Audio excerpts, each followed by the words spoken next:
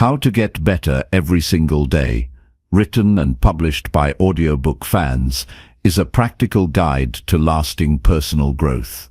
It's not about quick fixes or overnight changes. It's about small, consistent actions that lead to meaningful results over time. Every day is a chance to move forward, no matter where you're starting from. This book offers actionable steps to help you build discipline, sharpen your mindset, and develop habits that align with your goals. It challenges you to confront what's holding you back, embrace discomfort, and commit to daily improvement. If you're ready to take control of your journey and create a life of purpose and progress, this book will show you how. Let's begin. Chapter 1. The Power of One Day. The power of one day is a concept so simple that it's often overlooked, yet it carries the potential to transform your entire life. Think about it. Everything you've ever achieved, every decision you've made, and every moment you've experienced has unfolded within the framework of a single day. That's how life works, one day at a time.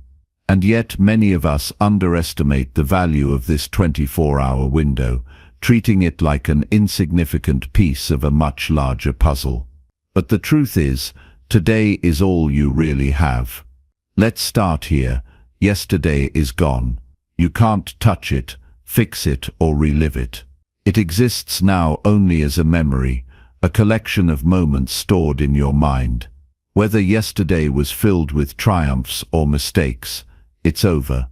It has no power to influence you unless you choose to carry its weight. And tomorrow?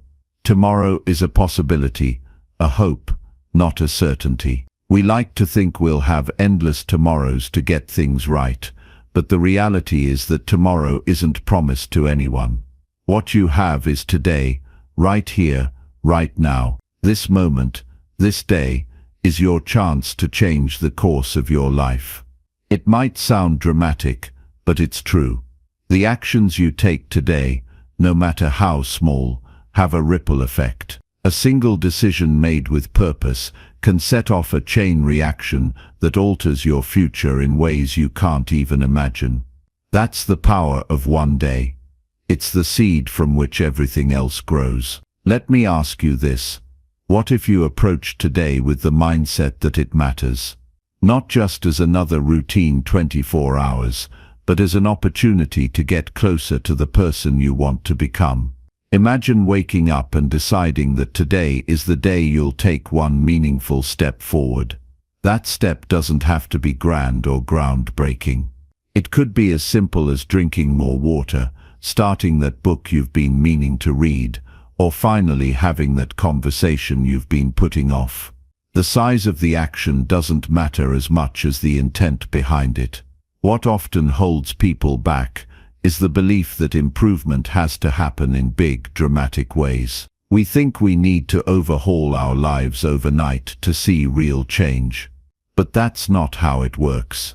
Change is built on small, consistent actions taken day after day. It's not the one-time grand gestures that define your growth. It's the quiet, deliberate choices you make when no one is watching. Think about the habits you already have, the things you do without even thinking.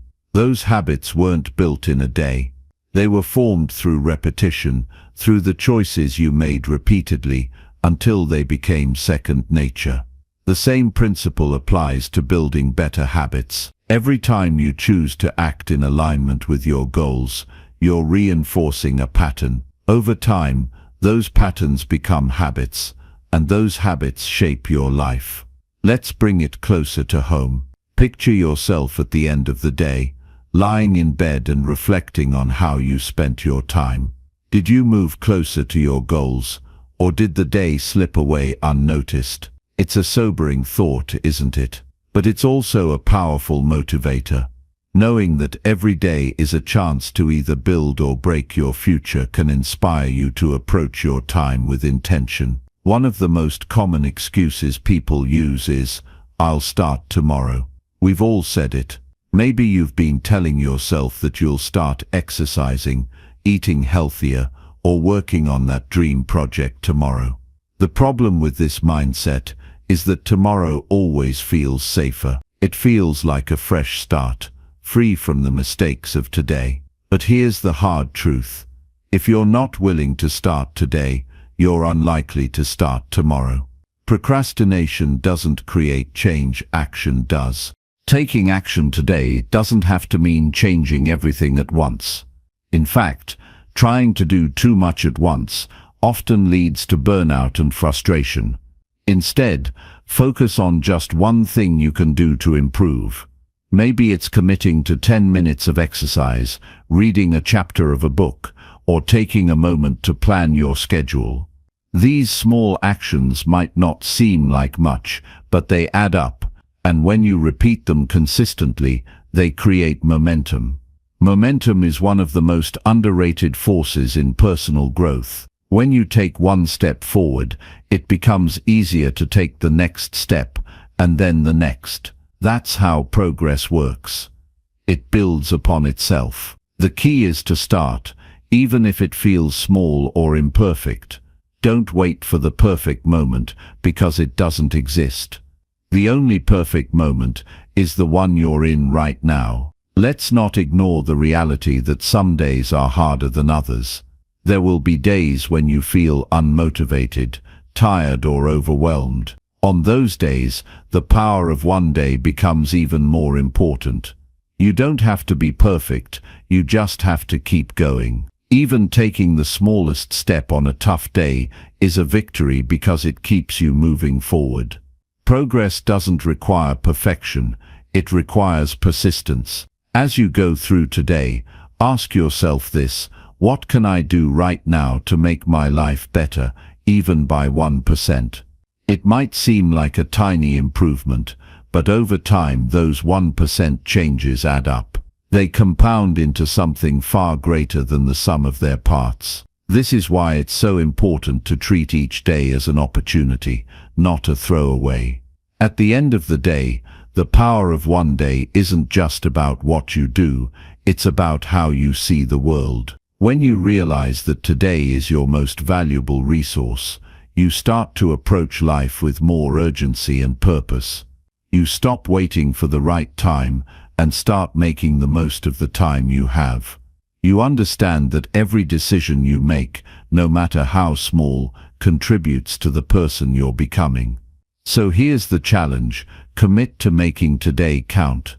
Don't worry about yesterday, and don't get caught up in the uncertainty of tomorrow. Focus on what you can do right now, in this moment, to improve your life. It doesn't have to be perfect. It just has to be real. Chapter 2. Start with clarity. When we talk about getting better every single day, the first step is knowing where you're headed. Improvement isn't random. You don't just stumble into becoming a better version of yourself. It's deliberate, intentional, and it starts with clarity. Without clarity, you're like a ship at sea, without a destination. You might drift for a while, but you won't get anywhere meaningful. So the question is, how clear are you about what you want and where you're going? Clarity is about knowing what matters to you. It's about understanding your values, your goals, and the life you want to create. But let's be honest, most people haven't spent much time thinking about this. We get caught up in routines, responsibilities, and the noise of daily life. We wake up, go through the motions, and repeat the cycle. Days turn into weeks, weeks into months, and suddenly, years have passed, and we're left wondering where all the time went. The truth is, if you don't decide what you want, life will decide for you. And let me tell you, life isn't always kind in making those decisions. You'll find yourself pulled in 100 different directions, following what others expect of you or what feels urgent in the moment. That's why clarity is so important. It puts you back in the driver's seat. It gives you a sense of control and direction. The first step to gaining clarity is taking a moment to step back and reflect. This isn't something you rush through. It requires you to pause, tune out the distractions, and ask yourself some honest questions. What do you really want out of life? What kind of person do you want to become? What does better look like for you? These questions might sound simple, but they're not always easy to answer. That's because we're not used to thinking deeply about ourselves. Start with what feels most important to you right now. Is it your health, your relationships, your career, your sense of purpose? Clarity doesn't mean you have to figure out every single detail of your life overnight. It's about identifying the areas that matter most and focusing your energy there. Once you've done that, you can start breaking those big ideas into smaller, actionable goals. Here's an example. Let's say you realize your health is a priority. That's a great start, but it's not clear enough yet. What does better health look like for you? Does it mean losing weight, gaining strength, having more energy? The more specific you can get, the better. Maybe you decide that you want to lose 10 pounds and have enough energy to keep up with your kids. That's a clear goal, and it gives you something to aim for. The next step is asking yourself why this goal matters. This is where clarity becomes powerful. When you know your why, you're more likely to stay committed. Let's go back to the health example. If your goal is to lose weight and have more energy, why is that important? Maybe it's because you want to feel confident in your own skin. Maybe it's because you want to set a positive example for your children. Whatever your reason, write it down. Keep it in front of you. Your why is what will keep you going when the initial excitement wears off. Clarity isn't just about setting goals.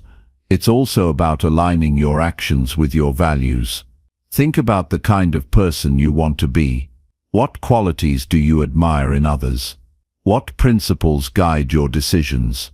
If you want to be someone who's kind, disciplined, or hardworking, ask yourself if your daily actions reflect those values. If they don't, it's time to make adjustments. One of the biggest obstacles to clarity is comparison. It's easy to look at what others are doing and feel like you're falling behind. Social media makes this even worse. You see highlight reels of other people's lives and start doubting your own path. But here's the thing. Clarity is deeply personal. It's not about what looks good to others. It's about what feels right to you. Your journey is your own, and it doesn't have to look like anyone else's. Another obstacle is fear. Sometimes we avoid getting clear on what we want because we're afraid of failing. We think, what if I set this goal and don't achieve it? What if I try and it doesn't work out? But clarity isn't about guaranteeing success. It's about giving yourself direction. Even if things don't go as planned, you'll learn and grow along the way. That's part of the process. Clarity also requires honesty. It's tempting to set goals based on what we think we should do, rather than what we truly want. Maybe you feel pressure to pursue a certain career because it's what your family expects, or you think you should aim for a specific lifestyle because it's what society values. But living someone else's version of success will never bring you fulfillment. Take the time to ask yourself what success looks like for you, not for anyone else. Once you have a sense of clarity, the next step is to create a plan. This doesn't mean you need to map out every single detail of your life. Plans can and should be flexible, but having a general direction is crucial. Think of it like using a GPS. If you don't enter a destination, the GPS can't guide you. The same goes for your life. Without a sense of where you're headed, it's hard to make progress. Start small. Focus on the next step, not the entire staircase. If your goal is to improve your health, maybe your first step is drinking more water or going for a 10-minute walk each day. If your goal is to advance in your career, maybe your first step is taking a course or reaching out to a mentor. Small actions add up, and they build momentum. Clarity isn't something you achieve once and then forget about. It's an ongoing process. Life changes, priorities shift, and new opportunities arise. That's why it's important to regularly check in with yourself. Are your goals still aligned with your values? Are you making progress in the areas that matter most to you? If not, it's okay to adjust. Clarity isn't about sticking rigidly to a plan. It's about staying true to what's meaningful to you. At the end of the day, clarity gives you freedom. It frees you from the noise of distractions, the burden of indecision, and the trap of living a life that doesn't feel like your own. When you're clear about what you want and why it matters, you can move through life with confidence and purpose. You stop wasting time on things that don't align with your values, and you start focusing on what truly matters. So take a moment today to reflect. What do you want? Why does it matter? And what's one small step you can take right now to move closer to your vision? The answers might not come all at once, and that's okay. Clarity is a journey, not a destination, but every step you take brings you closer to the life you want to create. That's the power of starting with clarity. Chapter 3. Master your morning. Your morning is where the day begins, and how you start sets the tone for everything that follows. If you rush into your day feeling scattered, tired, or overwhelmed, that energy follows you. On the other hand, if you start your morning with intention, focus, and a sense of control, you create a foundation that helps you move through the day with clarity and purpose. This isn't just about being productive. It's about owning your time and taking charge of how you live. Think about your typical morning. Do you hit the snooze button a few times, roll out of bed at the last possible minute, and rush through your routine just to get out the door or start your work? If so, you're not alone. For many people, mornings are a blur of chaos. But here's the thing, when your mornings are chaotic, it's hard to recover. It's like starting a race by stumbling out of the gate. Sure, you can catch up, but it's much harder than starting strong. The key to mastering your morning is to create a routine that works for you. This doesn't mean you need to wake up at 4 a.m. or follow some complicated schedule. It's not about copying someone else's routine. It's about designing one that fits your life and sets you up for success. The goal is to start your day feeling calm, prepared, and in control. First, let's talk about waking up. Your morning routine begins the night before. If you're staying up too late, scrolling on your phone or watching TV, you're setting yourself up for failure before the day even begins. A good night's sleep is essential, not just for your energy levels, but also for your focus, mood, and overall well-being. Set a consistent bedtime, create a relaxing evening routine, and make sleep a priority. When you wake up feeling rested, everything becomes easier. When it's time to get up, resist the urge to hit snooze. Those extra few minutes of sleep don't actually help you feel more rested. They just delay the inevitable and make it harder to get moving. Instead, set an alarm for a time that gives you enough space to go through your morning routine without rushing. Waking up early enough to have some quiet time for yourself before the world starts demanding your attention can be a game changer.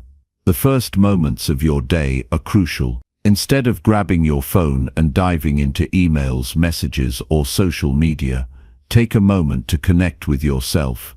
Think about your intentions for the day. What do you want to accomplish? How do you want to show up in the world? This simple act of setting an intention can help you approach your day with purpose rather than letting it unfold randomly. Many people find it helpful to start their mornings with some form of mindfulness. This could be meditation, deep breathing, or simply sitting quietly with your thoughts. It doesn't have to take long. Just a few minutes to center yourself can make a big difference. When you start your day with mindfulness, you create a sense of calm that helps you navigate challenges more effectively. Another powerful way to begin your morning is by moving your body. Exercise isn't just about physical health, it's also about mental clarity and emotional resilience. You don't have to do an intense workout. Stretching, yoga, or a short walk can be just as effective. The goal is to wake up your body and get your blood flowing. Physical movement helps you shake off grogginess, boosts your mood, and sets the stage for a productive day. Fueling your body is just as important as moving it. A nutritious breakfast gives you the energy you need to focus and perform at your best. Avoid the temptation to skip breakfast or grab something quick and unhealthy. Instead, choose foods that nourish your body and support your goals. A balanced meal with protein, healthy fats, and complex carbohydrates can make a huge difference in how you feel throughout the day. Once you've taken care of your body and mind, it's time to focus on your priorities. Spend a few minutes reviewing your schedule or making a to-do list. What needs to get done today? What are the most important tasks that will move you closer to your goals? By identifying your priorities in the morning, you set yourself up to tackle them with focus and determination. It's easy to get distracted by urgent but unimportant tasks, but when you start your day with clarity, you're more likely to stay on track. Gratitude is another powerful practice to incorporate into your morning. Taking a moment to reflect on what you're grateful for can shift your mindset and set a positive tone for the day. It's easy to focus on what's wrong or what you wish were different, but gratitude helps you see the good in your life. It reminds you of your blessings and keeps you grounded. Your morning routine doesn't have to be long or complicated. The key is to include activities that help you feel grounded, energized, and focused. Experiment with different practices to find what works best for you. Maybe it's journaling, reading, or spending time in nature. Maybe it's listening to music, praying, or enjoying a quiet cup of coffee. Whatever it is, make it intentional. Your morning is your time. It's an investment in yourself. Consistency is what makes a morning routine powerful. Doing it once or twice won't change your life, but doing it every day creates habits that lead to lasting improvement. Over time, your morning routine becomes second nature, and you start to notice the ripple effects in every area of your life. You feel more focused, more productive, and more in control. You start to approach each day with a sense of purpose and possibility. It's important to remember that no one's morning routine is perfect all the time. There will be days when things don't go as planned, and that's okay. Life happens, and flexibility is part of the process. The goal isn't perfection, it's progress. If you miss a day, don't beat yourself up. Just pick up where you left off and keep going. What matters is the effort you put in and the consistency you build over time. When you master your morning, you master your day. And when you master your day, you start to master your life. It all begins with those first few moments after you wake up. You have the power to choose how you start your day. You can let it happen to you, or you can take control and make it happen for you. The choice is yours. Chapter 4: The Discipline of Showing Up. When it comes to improving your life, there's one principle that stands out above all the rest: the discipline of showing up. It's simple, but it's powerful. If you want to get better at anything, you have to be there. You have to put yourself in the game, again and again, no matter how you feel, no matter what's going on around you. Showing up is the foundation of success, and it separates those who talk about their dreams from those who actually achieve them. The truth is, life isn't always going to make it easy for you to show up. There will be days when you don't feel like it, when you're tired, unmotivated, or discouraged. There will be times when progress feels slow, or when you question whether the effort is even worth it. But here's the thing: showing up doesn't require you to be perfect or to feel 100%. It just requires you to take action, even when it's hard. Think about the people who inspire you, whether they're athletes, artists, entrepreneurs, or anyone else who's achieved something meaningful. What do they all have in common? They didn't just work hard on the good days, they worked hard on the bad days too. They showed up when it was raining, when they were exhausted, when they didn't know if they were making any progress. That's what it takes. The discipline of showing up is about consistency, and consistency is what leads to results. It's easy to get caught up in the idea that you need to wait for the right time to start, or that you need to feel motivated to take action. But motivation is fleeting. Some days it's there, and some days it's not. If you rely on motivation, you'll always be at the mercy of your emotions. Discipline, on the other hand, is steady. It's something you can rely on because it's built on habits and commitment, not fleeting feelings. Showing up doesn't mean you have to do everything perfectly. In fact, perfectionism can be one of the biggest obstacles to showing up consistently. Too often we think, if I can't do it perfectly, why bother doing it at all? But that mindset keeps you stuck. It's not about being perfect, it's about making progress. Some effort, no matter how small, is always better than none. A 10-minute workout is better than skipping it altogether. Writing one paragraph is better than not writing at all. Every little bit counts, and those small actions add up over time. There's something empowering about showing up, even when it's hard. Every time you do, you're proving to yourself that you're capable of following through. You're building trust in yourself, which is one of the most important things you can do. When you trust yourself, you start to believe in your ability to handle challenges and achieve your goals. You become someone who keeps their promises to others and, more importantly, to yourself. One of the biggest myths about showing up is that it has to feel good in the moment. The truth is, it often doesn't. Growth is uncomfortable. Pushing yourself to do something difficult or unfamiliar can be challenging. But discomfort is where the magic happens. Every time you step outside your comfort zone, you're expanding your capacity. You're becoming stronger, more resilient, and more capable. And the best part is, the more you show up, the easier it becomes. What once felt hard starts to feel natural, and that's when you know you're growing. It's important to recognize that showing up doesn't mean you have to do everything on your own. Sometimes, the best way to stay consistent is to surround yourself with people who share your goals or who can hold you accountable. Whether it's a workout partner, a mentor, or a supportive friend, having someone in your corner can make all the difference. They can encourage you when you're struggling, celebrate your wins, and remind you why you started in the first place. Another key to showing up consistently is to focus on your why. Why are you doing this? What's the deeper purpose behind your actions?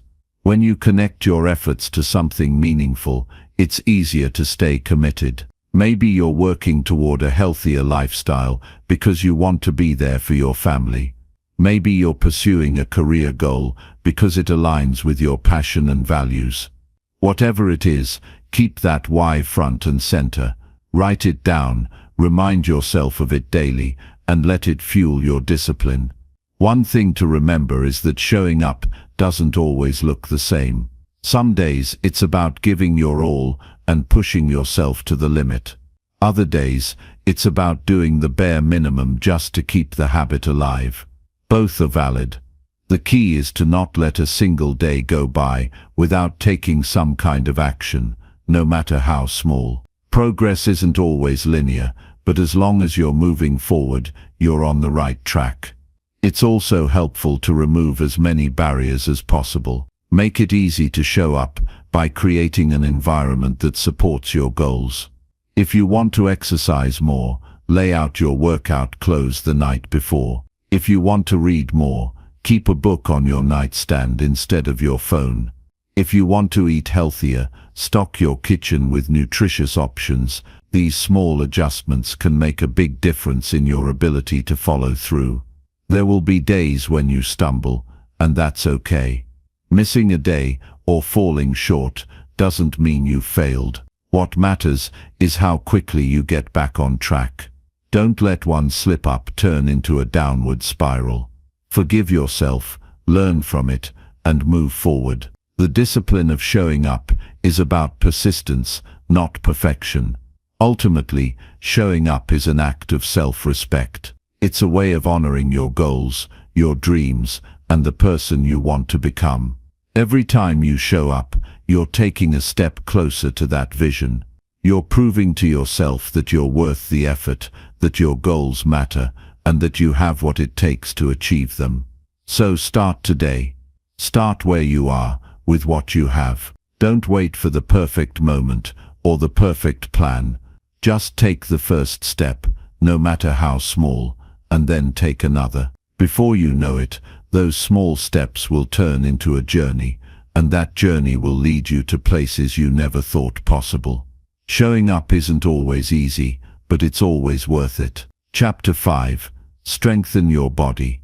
Strengthen your mind. Taking care of your body is not just about looking good or reaching a number on a scale. It's about building the foundation for a strong mind, a resilient spirit, and a meaningful life. Your body is the vessel that carries you through each day. It's the tool you rely on to think, to move, to create, and to connect with others. When you prioritize your physical health, you're not just investing in your appearance, you're investing in your ability to live fully and give your best to the world. Strengthening your body and mind starts with recognizing the deep connection between the two. When your body is healthy and energized, your mind is sharper. You think more clearly, you make better decisions, and you're more equipped to handle life's challenges. On the flip side, when your body is neglected, your mental clarity and emotional balance often suffer. It's all connected, and it starts with how you treat yourself each day. The way you move your body is one of the most powerful ways to improve both your physical and mental health. Regular exercise isn't just about burning calories or building muscles, it's about building resilience and discipline. It's about showing up for yourself, even on the days when you don't feel like it. Movement releases endorphins, the feel-good chemicals in your brain that help reduce stress and boost your mood. It also gives you a sense of accomplishment, no matter how small the workout might be. You don't have to train like an athlete to reap the benefits of physical activity. It's not about doing the most, it's about doing what works for you consistently. Find something you enjoy, whether it's walking, yoga, swimming, or lifting weights. What matters is that you move your body in a way that feels good and sustainable. Even a 10-minute walk can make a difference. It's about making movement a habit, a natural part of your daily routine, rather than something you have to force yourself to do. Beyond exercise, what you put into your body plays a critical role in how you feel and perform. Food is fuel, and the choices you make at each meal either move you closer to health or farther away from it. Eating well doesn't mean you have to follow strict diets or eliminate entire food groups. It means paying attention to what your body needs, nutrient-rich foods that give you energy and support your goals. When you eat foods that nourish you, you feel better, think more clearly, and have the stamina to keep going. It's not just about what you eat, but how you eat. Slow down and really enjoy your meals. Pay attention to the flavors, textures, and how the food makes you feel. Avoid distractions like your phone or TV when you eat. This simple practice of mindful eating can help you build a healthier relationship with food and make better choices over time. Sleep is another pillar of physical and mental health that's often overlooked. In a world that glorifies hustle and busyness, rest is sometimes seen as a luxury. But the truth is, sleep is non-negotiable. It's when your body repairs itself, your brain processes information, and your energy is restored. Without enough sleep, it's hard to think clearly, manage your emotions, or perform at your best. Prioritize a consistent bedtime, create a relaxing evening routine, and make your bedroom a space for rest. Treat sleep as the essential investment in your well-being that it is. Taking care of your body also means paying attention to stress. Stress is inevitable, but how you respond to it makes all the difference. When stress builds up, it can take a toll on your body, leading to tension, fatigue, and even illness. Incorporating stress relief practices into your daily life, like deep breathing, meditation, or spending time in nature, can help you manage it more effectively. These practices don't have to be complicated or time-consuming. Even a few moments of stillness can help you reset and find your center. Your physical health doesn't exist in a vacuum. It's deeply tied to your emotional and mental well-being. Strengthening your body is one of the most direct ways to build resilience in your mind. When you push through a tough workout or stick to a commitment to yourself, you're not just building muscle, you're building mental toughness. You're proving to yourself that you can do hard things, and that confidence spills over into other areas of your life. There will be days when you don't feel like taking care of yourself, days when the couch feels more inviting than the gym, or when convenience tempts you to reach for unhealthy choices. On those days, remind yourself why you started. Remember that every small step you take toward your health is a step toward a better version of yourself. It's not about being perfect, it's about making progress. Even on the hard days, show up for yourself because you're worth the effort. Taking care of your body isn't selfish, it's necessary. When you're strong, healthy and energized, you're better able to show up for the people you care about. You have more to give, more patience, and more capacity to handle whatever life throws your way. You're also setting an example for those around you, showing them what it looks like to prioritize health and self-care. Strengthening your body and mind isn't something you do once and forget about. It's a lifelong commitment, a daily practice. It's about making choices today that will benefit you tomorrow and years down the road. It's about respecting the incredible gift of your body and treating it with the care it deserves. When you take care of your body, you're not just improving your health, you're improving your life.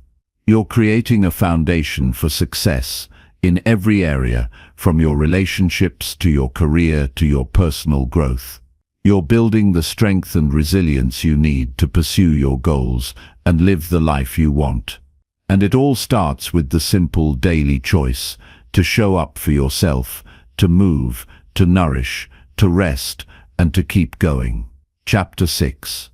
Learn something new every day. Every single day presents you with an opportunity to grow, and one of the most powerful ways to do that is by learning something new. There's a special kind of energy that comes from expanding your understanding, gaining a new skill, or seeing the world in a way you didn't before. Learning doesn't just make you smarter, it makes you more alive.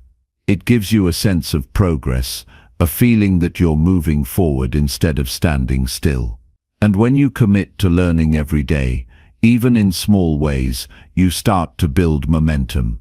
That momentum can carry you to places you never imagined. Learning isn't limited to classrooms or formal education. It's not about chasing degrees or certifications, though those have their place. It's about curiosity. It's about waking up every day and asking, what can I discover today? The beauty of it is that learning opportunities are everywhere. They're in books, podcasts, conversations, mistakes, and even in the quiet moments when you stop to reflect. You don't have to go far or spend a fortune to find something worth learning. You just have to keep your mind open and your eyes looking for those opportunities. The first step to becoming a lifelong learner is recognizing that you don't have to know it all. In fact, the more you learn, the more you realize how much you don't know. That's not a reason to feel discouraged. It's a reason to feel excited. Life is a vast and fascinating thing, and every day gives you a chance to uncover a little more of it.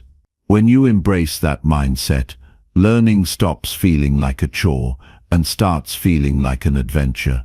One of the simplest ways to make learning a daily habit is to read. There's a wealth of knowledge out there, written by people who've dedicated their lives to understanding a particular subject or mastering a skill. Reading is like having a conversation with those people, gaining insights from their experiences without having to make all the mistakes yourself. Whether it's a book, an article, or even a blog post, what you consume matters. Choose materials that challenge you, that make you think, and that give you tools you can use to improve your life. But learning doesn't have to stop with reading. There are countless other ways to expand your knowledge. You can listen to podcasts or audiobooks during your commute or while doing chores. You can watch educational videos or documentaries that dive into topics you've always been curious about. You can take online courses or workshops to pick up new skills, whether it's coding, cooking, or public speaking. The point is, there's no shortage of ways to learn. It's just a matter of finding what works for you and making it a priority. One of the most underrated sources of learning is the people around you. Everyone has a story, an experience, or a piece of wisdom that you can learn from if you're willing to listen. Sometimes the most valuable lessons come from conversations with friends, family, or even strangers. Ask questions, be curious about their perspectives and experiences. You'd be amazed at what you can learn just by being present and engaged. Mistakes are another powerful teacher, though they don't always feel that way in the moment. When something goes wrong, it's easy to get caught up in frustration or disappointment. But if you take a step back, every mistake has something to teach you. It might show you a better way to do something, or it might reveal a blind spot you didn't know you had. Either way, mistakes are not failures, they're lessons in disguise. The key is to approach them with a mindset of growth, asking yourself, what can I learn from this, instead of why did this happen to me? Reflection is also a crucial part of the learning process. At the end of each day, take a moment to think about what you learned. What did you discover about yourself, about others, or about the world? What worked well, and what didn't? Reflection doesn't have to be a long or complicated process. It can be as simple as jotting down a few thoughts in a journal or sharing your insights with a friend. The act of looking back helps you cement what you've learned and prepares you to move forward with more intention. Learning something new every day doesn't have to feel overwhelming. It's not about mastering a new language in a week or becoming an expert overnight. It's about small, consistent steps that add up over time. Maybe today you learn a new word, tomorrow you try a new recipe, and the next day you dive into a chapter of a book that challenges your thinking. Each little piece contributes to the bigger picture, and before you know it, you've grown in ways you didn't think possible. One of the best parts about learning is that it keeps you humble. It reminds you that no matter how much you know, there's always more to discover. That humility is a gift because it keeps you curious and open. It helps you approach life with a sense of wonder instead of assuming you have it all figured out. When you're open to learning, you're also open to growth, and that's what life is all about. Learning isn't just about gaining knowledge, it's about applying it. Knowledge without action is just information. To truly get better every day, take what you've learned and put it into practice. If you read about a new productivity technique, try it out. If you learn a new fact, share it with someone else. If you discover a better way to communicate, use it in your relationships. Learning comes alive when you use it to make a difference in your life or the lives of others. The more you learn, the more opportunities you create for yourself. Knowledge opens doors. It gives you confidence, equips you to tackle challenges, and helps you see possibilities where others see roadblocks. But more than that, learning enriches your life. It makes each day more interesting, more rewarding, and more fulfilling. It's a reminder that you're not stuck, you're always growing, always evolving, always becoming a better version of yourself. If there's one thing to take away, it's this: never stop being curious. Never stop asking questions, exploring new ideas, or challenging yourself to grow. Life is too short and too full of wonder to stay in the same place. Every day is a chance to learn, to expand your mind, and to take another step forward. Embrace it and watch how your life transforms in ways you never thought possible. Chapter 7. Build emotional resilience. Emotions are a part of who we are. They shape our responses, they shape our relationships, and they influence our actions. It's easy to let emotions dictate how we feel or what we do in any given moment. But if we want to get better every day, if we want to grow, we must learn to manage our emotions instead of being controlled by them. The challenge here is to build emotional resilience, the ability to recover quickly from difficulties, to adapt to stressful situations, and to keep moving forward despite the hurdles life throws at us. Emotional resilience doesn't mean we don't feel anything. It means we're not overwhelmed by our emotions. We're not controlled by them. Instead, we learn to navigate through them with clarity, strength, and patience. Let's talk about what this looks like in real life. Imagine you're facing a setback, a tough day at work, an argument with a friend, or a personal disappointment. It's easy to react emotionally, to let frustration or sadness consume you. But emotional resilience is about taking a step back, recognizing that this moment, while difficult, is temporary. It's about understanding that you have the power to decide how you respond. One of the first steps in building emotional resilience is awareness. You must be aware of your emotions as they arise. It's not enough to wait until you're in the midst of a crisis to recognize that you're upset. You must pay attention to how you feel in every situation, whether it's minor annoyances or major challenges.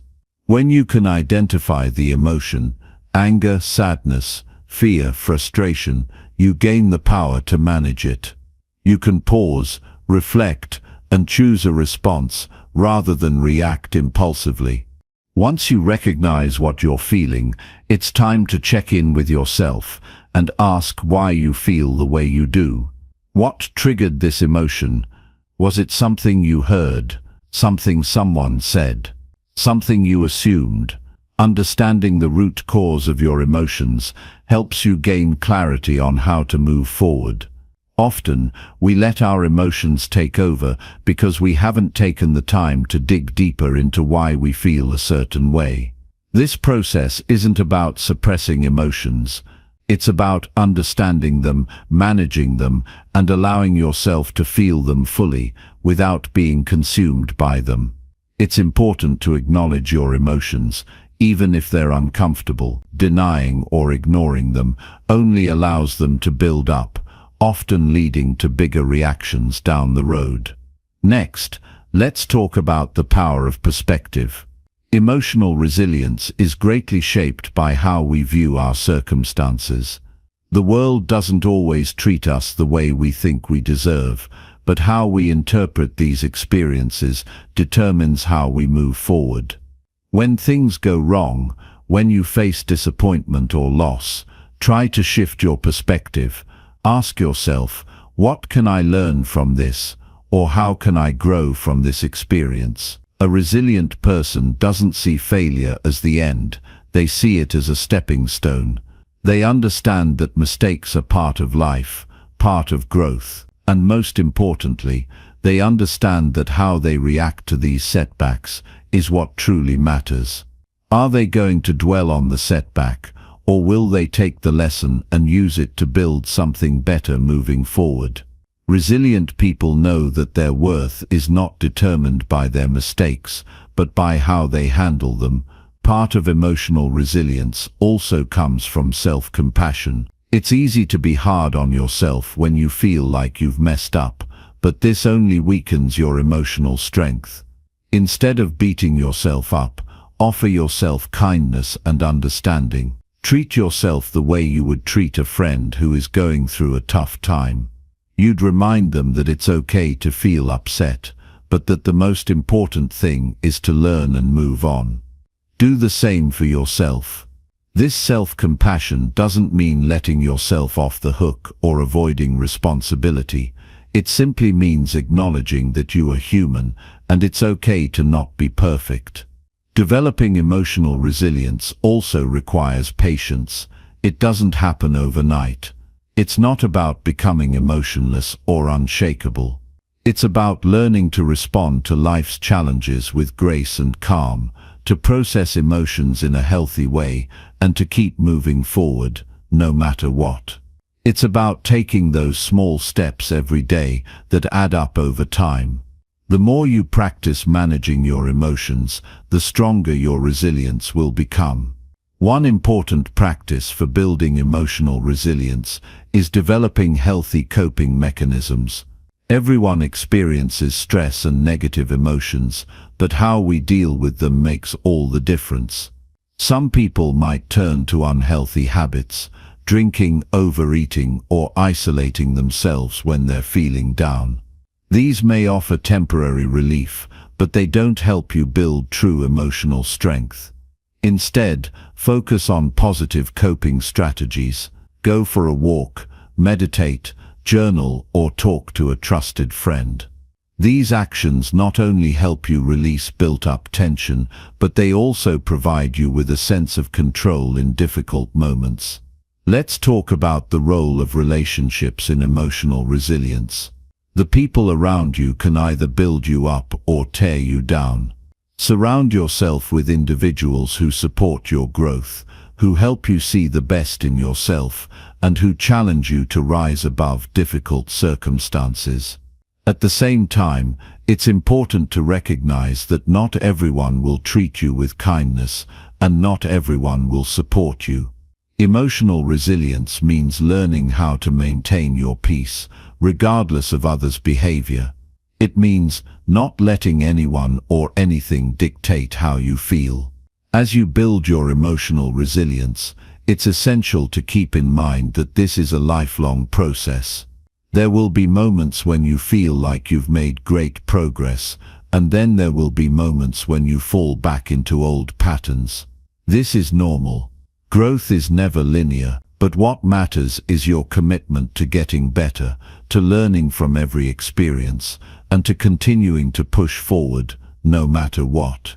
In conclusion, emotional resilience is the key to living a fulfilling, purposeful life. It doesn't mean you won't face challenges or feel difficult emotions, but it means you have the strength to handle whatever life throws at you. It means taking responsibility for your emotional well-being and recognizing that your emotions don't have to control you. By building emotional resilience, you're not just getting better day by day, you're setting yourself up to live a life that is unshaken, no matter what comes your way. Chapter 8. The Power of Reflection. There's a simple truth about life. We're all moving at a fast pace. We rush from one thing to the next, constantly pushing forward, always looking ahead. But in all that movement, how often do we actually take a moment to reflect, to sit with our thoughts and consider where we've been, where we're going, and what we've learned along the way?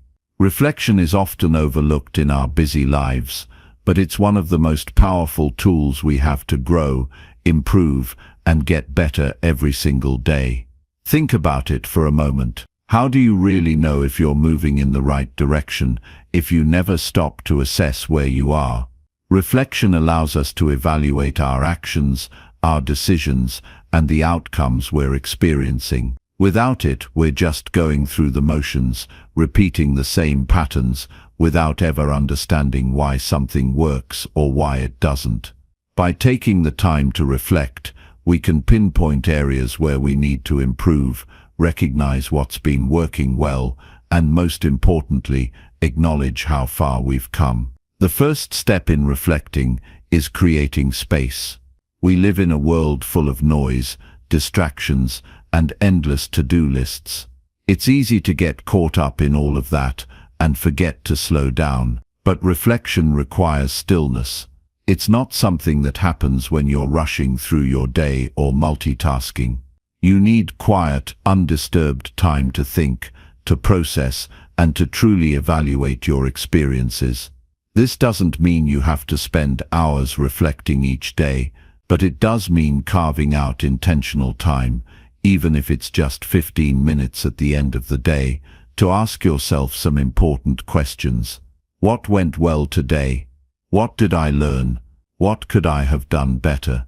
These questions may seem simple, but they open up a world of insight.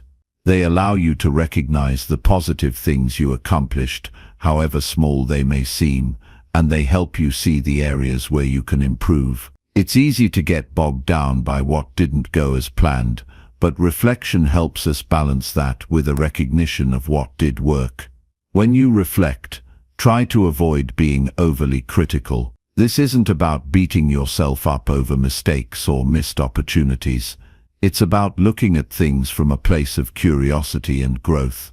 Reflection is meant to be a tool for learning, not a moment for self-judgment. Instead of asking, "Why did I mess that up?"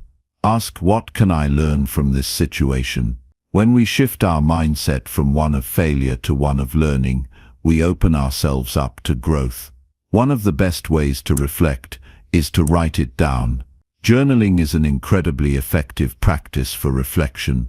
Putting your thoughts on paper helps you organize them, clarify your emotions, and track your progress over time.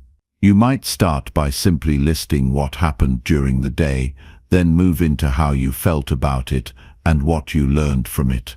Over time, you'll be able to look back and see patterns, where you've grown, where you've struggled, and what you still need to work on. It's like having a conversation with yourself, one that gives you the space to reflect honestly and openly. Sometimes, the reflection process can feel uncomfortable. We don't always want to acknowledge our mistakes or face the reality that we didn't handle something as well as we could have. But discomfort is where growth happens. If we never face our shortcomings, we'll never improve. So when you reflect, be willing to sit with those uncomfortable feelings. Recognize that they're part of the journey. Growth is rarely easy, but it's always worth it. As you continue to reflect, you'll notice that it becomes easier over time. The more you make it a habit, the more natural it will feel. And as you grow, your reflections will evolve. You'll begin to ask deeper questions, challenge yourself more, and get clearer on the person you want to become. Reflection is not a one-time event, it's a lifelong practice. It's about being committed to the process of self-awareness, improvement, and growth. The benefits of reflection aren't just internal. Reflection can also strengthen your relationships with others. When you take the time to reflect on your interactions, you can become more aware of how you communicate, how you show up for others, and where you might need to improve. It allows you to identify patterns in your relationships, recognize where you're being supportive and where you might be falling short, and understand how to create deeper, more meaningful connections. Reflection also helps us stay aligned with our values and goals. It's easy to get off track when we don't take the time to stop and assess where we are. But when we reflect regularly, we're reminded of what truly matters to us. We reconnect with our purpose. If we want to get better every day, we have to stay true to our path, and reflection ensures that we don't lose sight of it. It keeps us focused on what's important, helping us make better decisions and avoid distractions that take us further from our goals. The key to reflection is consistency. Just like any other practice, It's the small daily efforts that add up to long-term progress. It's not about waiting for a major life event to make you stop and think. It's about taking those moments day by day to reflect on what's happening, what's working, and what's not. Even if it's just 5 minutes at the end of the day, that time can make a huge difference in your growth. As you reflect, be kind to yourself. Growth takes time, and it's a journey, not a destination. Some days will be harder than others, and there will be moments when it feels like you're not moving forward at all. But reflection gives you the ability to see the bigger picture, to understand that progress is not always linear. Even on the tough days, you're still moving forward. And with each reflection, you get one step closer to becoming the person you want to be. In the end, reflection is one of the most powerful tools for personal growth. It allows us to make sense of our experiences, learn from our mistakes, and celebrate our victories. It gives us the clarity and perspective we need to keep going, to stay focused, and to continue improving. Without reflection, we risk moving through life on autopilot, missing the lessons and opportunities that are right in front of us. But when we take the time to stop, think, and reflect, we unlock our true potential and move closer to the person we are meant to be. Chapter 9. The Role of Gratitude. Gratitude is one of those things that often gets brushed aside in our busy lives. We hear it mentioned everywhere, on social media, in books, in conversations with friends. It's almost become a buzzword. But when we slow down and really think about it, gratitude is more than just saying thank you or posting a picture of something you're thankful for. It's a mindset, a way of approaching life, and one of the most powerful tools we have for creating happiness and personal growth. Let's talk about why gratitude matters so much. Gratitude shifts your perspective. It pulls your focus away from what you lack and brings it squarely to what you have. In our world, it's easy to get caught up in the constant pursuit of more success, more things, more recognition. We live in a culture that tells us that happiness is something we must achieve, something that is always just a little bit out of reach. But gratitude tells a different story. It reminds us that we already have everything we need right now to be content. Think about the last time you felt genuinely grateful. Was it a small, simple moment, someone holding the door open for you, a message from a friend, a meal you didn't have to cook? Or was it something bigger, like a milestone you achieved, or a difficult time you made it through? Gratitude is about noticing those moments, big or small, and appreciating them for what they are. It's easy to take things for granted when they happen every day, but gratitude forces us to pause and acknowledge the beauty in the ordinary.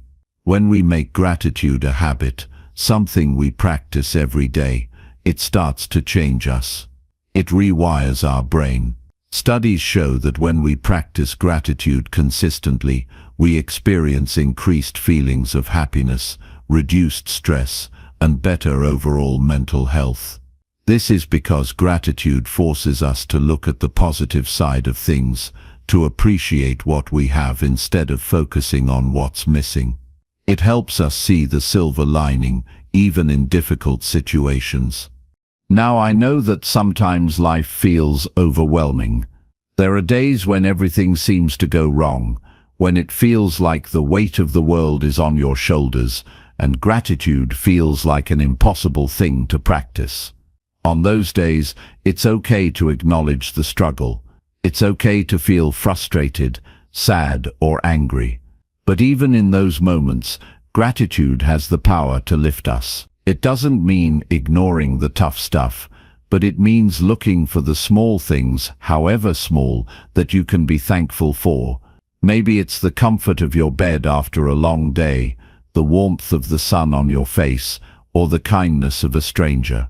Even when things are hard, there's always something to be thankful for. The practice of gratitude also helps us build resilience. Life is filled with challenges, and we're all going to face setbacks. But when we make gratitude a regular part of our routine, it gives us the strength to keep going, even when things aren't going our way. When we can find something to be thankful for, even in the toughest moments, we remind ourselves that the situation is temporary. The discomfort won't last forever. Gratitude helps us build the mental toughness to keep pushing forward, even when the road is difficult. So, how can we cultivate more gratitude in our lives? One simple way is to start a gratitude journal. It doesn't have to be anything fancy. Just a few minutes each day to write down the things you're thankful for. Maybe you'll start with something simple, like "I'm grateful for my health," or "I'm grateful for a roof over my head." As you keep writing, you'll start to notice more and more things to be grateful for. It's like training your brain to see the good in every day. But gratitude doesn't just have to be a solo practice. You can also express it to others.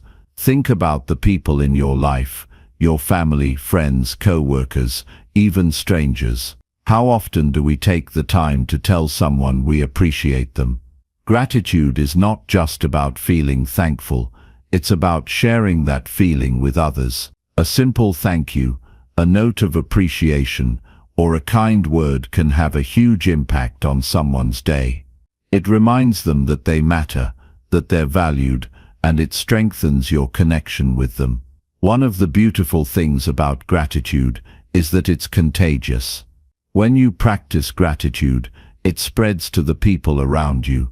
They begin to notice the positive shift in your attitude, and it encourages them to reflect on their own blessings. It creates a ripple effect of positivity, where gratitude flows from one person to the next, creating a cycle of appreciation and joy.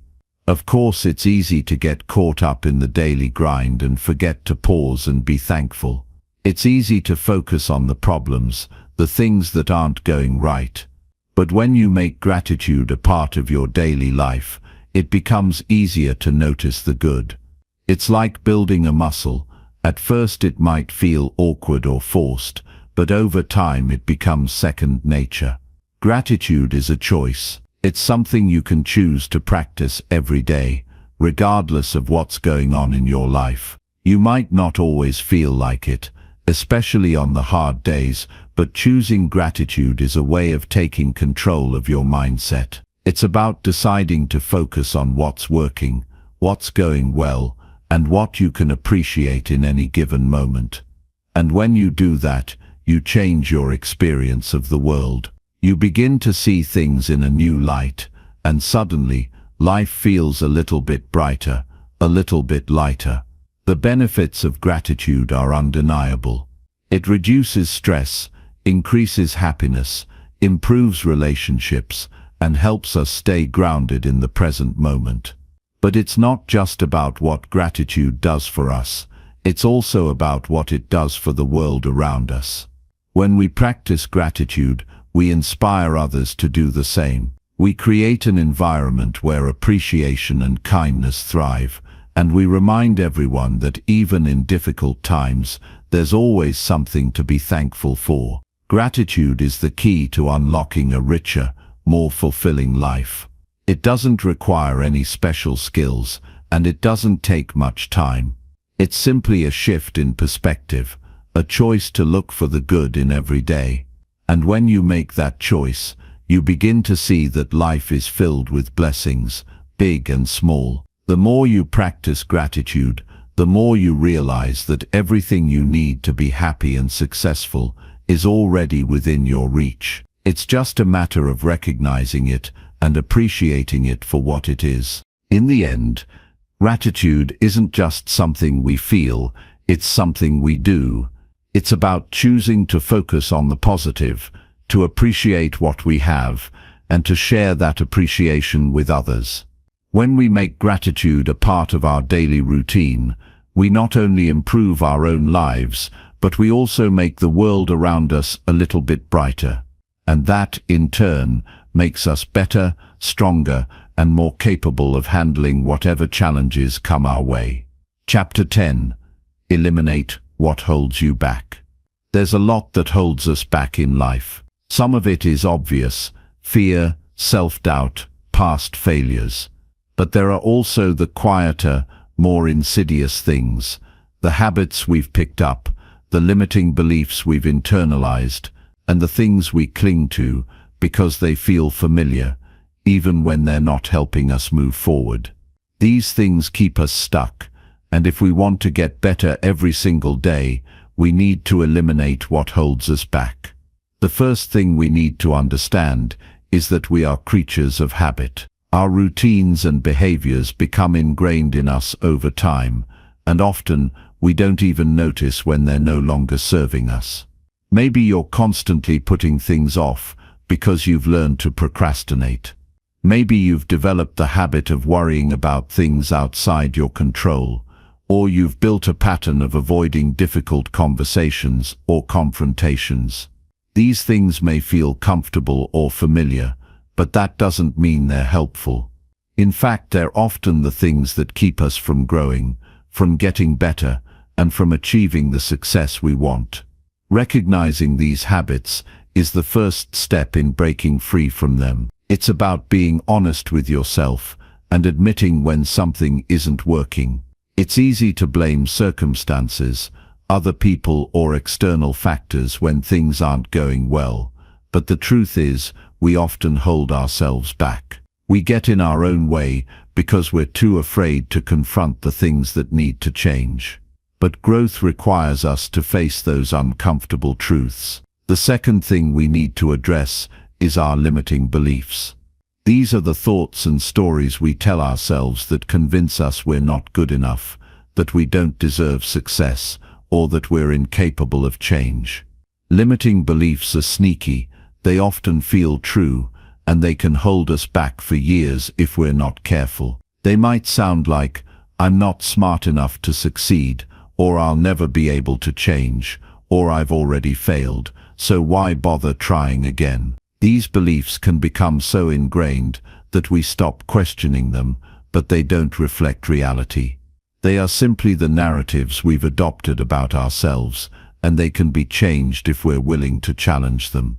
One of the most powerful ways to eliminate limiting beliefs is to replace them with empowering ones. Instead of telling yourself, "I can't do this," start telling yourself, "I'm capable of learning and growing." Instead of saying, "This is too hard," try saying, "I'm willing to put in the work, and I will improve over time." By consciously choosing to reframe your thoughts, you take back control over the stories you tell yourself. The more you practice this, the more you'll begin to believe it. And when you start believing in yourself, you free yourself from the chains of self-doubt and limitation. But beliefs aren't the only thing that hold us back. Often it's the people and environments we surround ourselves with. We've all heard the saying, "You are the average of the 5 people you spend the most time with." It's a cliché, but it's true. The people in our lives influence our mindset, our energy, and our habits. If you're constantly surrounded by negativity, criticism, or people who don't support your goals, it's going to be much harder to move forward. The same goes for environments that don't nurture growth. If you're constantly in situations where you're discouraged or distracted, it's easy to lose sight of what you want to achieve.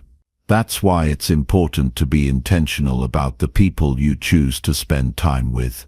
You need to surround yourself with people who uplift you, challenge you, and encourage your growth. These are the people who believe in your potential, even when you don't believe in it yourself. They're the ones who will support you when you face setbacks, and they'll hold you accountable when you get complacent. Seek out those kinds of relationships, and don't be afraid to distance yourself from toxic or draining influences. The same applies to the environments you put yourself in. Are you surrounding yourself with distractions, negativity, or clutter? If so, it might be time to make some changes. A cluttered space can create a cluttered mind. A chaotic environment can create a chaotic mindset. Take a look at your surroundings and ask yourself if they're helping you focus, grow, and succeed. If they're not, it's time to eliminate the things that are contributing to the noise and distraction in your life. Whether it's cleaning up your physical space, limiting your time on social media, or cutting out toxic relationships, creating an environment that supports your goals is key to getting better every single day. Another thing that often holds us back is our attachment to the past. We all have baggage, mistakes we've made, regrets we carry, relationships that have ended, dreams that have faded. These things can be painful, and it's natural to feel attached to them. But the truth is, we can't move forward if we're constantly looking backward. Our past doesn't define us, and the mistakes we've made don't have to dictate our future. It's time to let go of what's holding us back. That doesn't mean forgetting the lessons we've learned or ignoring the experiences that have shaped us. It simply means accepting that we can't change the past, but we can choose how we move forward. Forgiveness plays a huge role in letting go of the past. Whether it's forgiving someone else or forgiving yourself, holding on to grudges and resentment only keeps us stuck. Forgiveness doesn't mean excusing bad behavior or forgetting what happened. It means freeing yourself from the emotional weight of the past so that you can move forward with peace and clarity. Holding on to negative emotions only drains your energy and limits your ability to grow. When you forgive, you release that hold the past has on you and make space for new opportunities. Finally, sometimes we hold ourselves back simply because we're afraid to fail. Failure is a natural part of growth, but so many of us fear it so much that we don't even try. We're afraid of what others will think, or we're afraid of the embarrassment, or we simply don't want to face the pain of not succeeding. But failure isn't something to be feared. It's something to be embraced. Every successful person has failed at some point. The key isn't avoiding failure, it's learning from it. Each time you fail, you get closer to success because you gain valuable lessons along the way. Don't let the fear of failure paralyze you. Instead, let it motivate you to try harder, learn more, and grow stronger. If you want to get better every single day, you need to eliminate these things that are holding you back. Break the cycle of bad habits. Challenge your limiting beliefs. Surround yourself with supportive people and environments. Let go of the past, forgive where necessary, and embrace failure as a stepping stone towards success. The more you let go of what's holding you back, the more space you create for growth, progress, and success. It's not easy, but it's worth it. The freedom you'll gain from eliminating these barriers will be the key to unlocking your full potential and becoming the person you're meant to be. Chapter 11. Build a system, not just goals. Most people have goals. They're something we all talk about, think about, and chase after. We set them for ourselves, whether it's to lose weight, get a promotion, build a successful business, or simply improve our relationships. Goals are the driving force behind much of what we do. But what happens when we reach a goal and still feel unfulfilled? What happens when we work hard, but something's missing? More often than not, the problem lies not in the goals themselves, but in how we approach them. You see, goals are important. They give us direction, purpose, and something to strive for. But if we don't have a system in place to support those goals, we're likely to fall short. A goal without a system is like a car without an engine. It might look good, but it's not going anywhere. If you want to get better every single day, you need to focus on building systems, not just setting goals. A system is a set of habits and processes that work together to help you achieve your goals. It's not enough to simply say, I want to be healthier, or I want to make more money. These are vague goals that can leave you feeling directionless. A system, on the other hand, breaks down those big goals into smaller, manageable steps. It focuses on the actions you need to take every day in order to make consistent progress toward your goals. Instead of focusing solely on the outcome, a system focuses on the process. Let me give you an example. Let's say one of your goals is to get fit. You could set a goal to lose 20 pounds, but that goal alone isn't enough. It's too abstract, and it doesn't tell you how you're going to get there. Now, if you build a system around that goal, say by committing to exercise for 30 minutes every day, meal prepping every Sunday, and tracking your calories, you've got a system that you can follow. The system becomes the roadmap that guides your daily actions, and those daily actions are what will ultimately lead you to your goal. The beauty of a system is that it takes the pressure off of achieving the goal right away. Instead of focusing on the finish line, you're focused on the journey. You're taking consistent steps every day, and that is what compounds over time. If you want to make real progress, you need to focus on building habits and routines that reinforce the behaviors you need to succeed.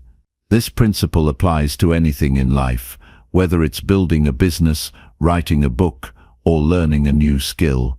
A goal like "I want to write a book" can feel overwhelming. It's a big, daunting task. But if you focus on the system, say, writing 500 words every day, setting aside an hour each morning for research, or outlining chapters ahead of time, you break the goal down into manageable chunks. The goal becomes a series of small, consistent actions that build up over time. The key here is that systems are predictable. Goals are not. You can't control when or how you'll reach your goal, but you can control the actions you take. And when you focus on the system, the outcome often takes care of itself. The more you commit to the process, the more progress you'll make, and eventually you'll find yourself achieving goals that once seemed impossible. A system also helps you stay on track when things get tough. Let's face it, life gets in the way. We get busy, we face obstacles, and we experience setbacks. If all you have is a goal, you might be tempted to give up when things aren't going your way. But if you have a system, you know that it's not about perfection, it's about consistency. Maybe you miss a workout or skip a day of writing, but the system allows you to get back on track the next day. Systems are forgiving. They don't rely on one perfect moment or a single success.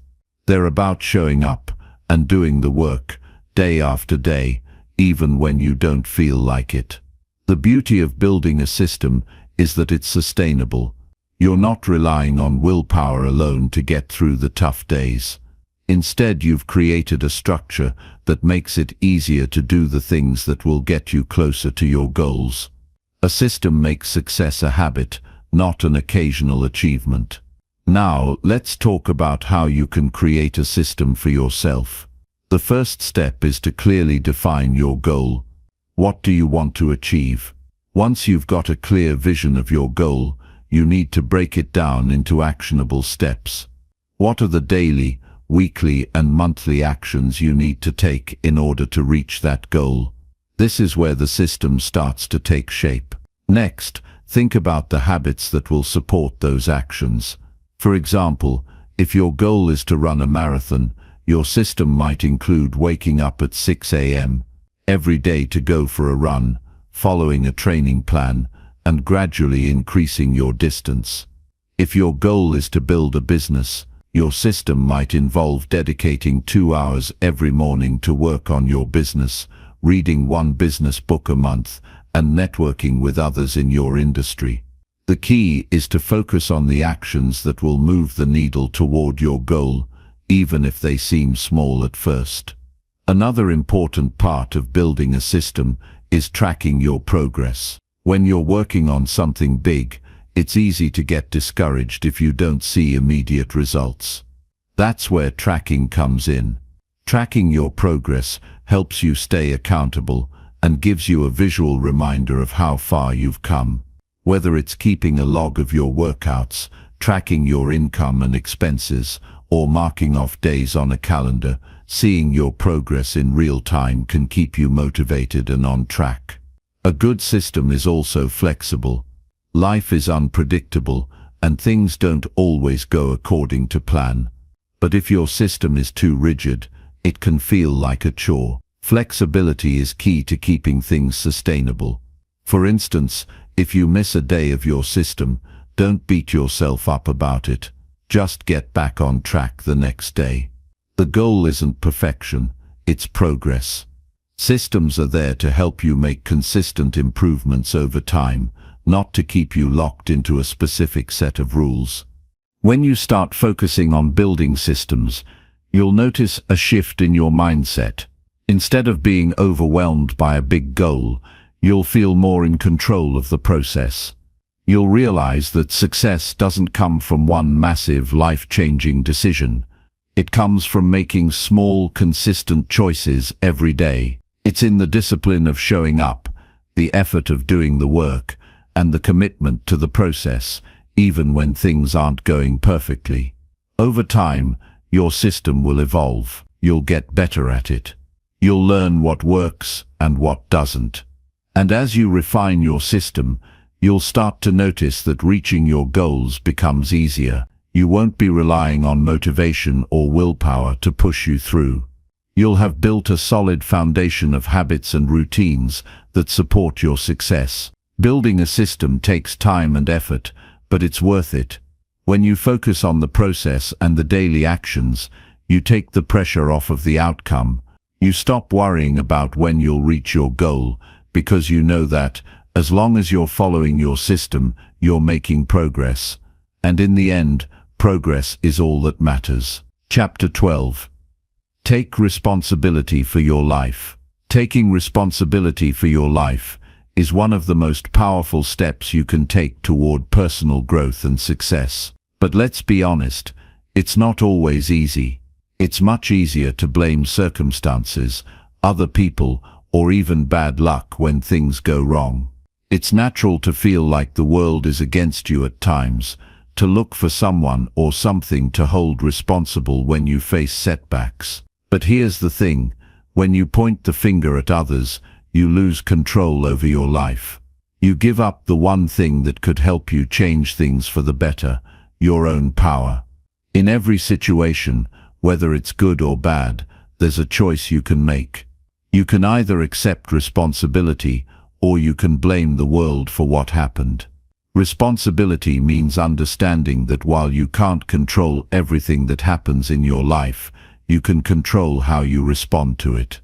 It's about recognizing that your decisions, actions, and reactions are ultimately what shape your reality.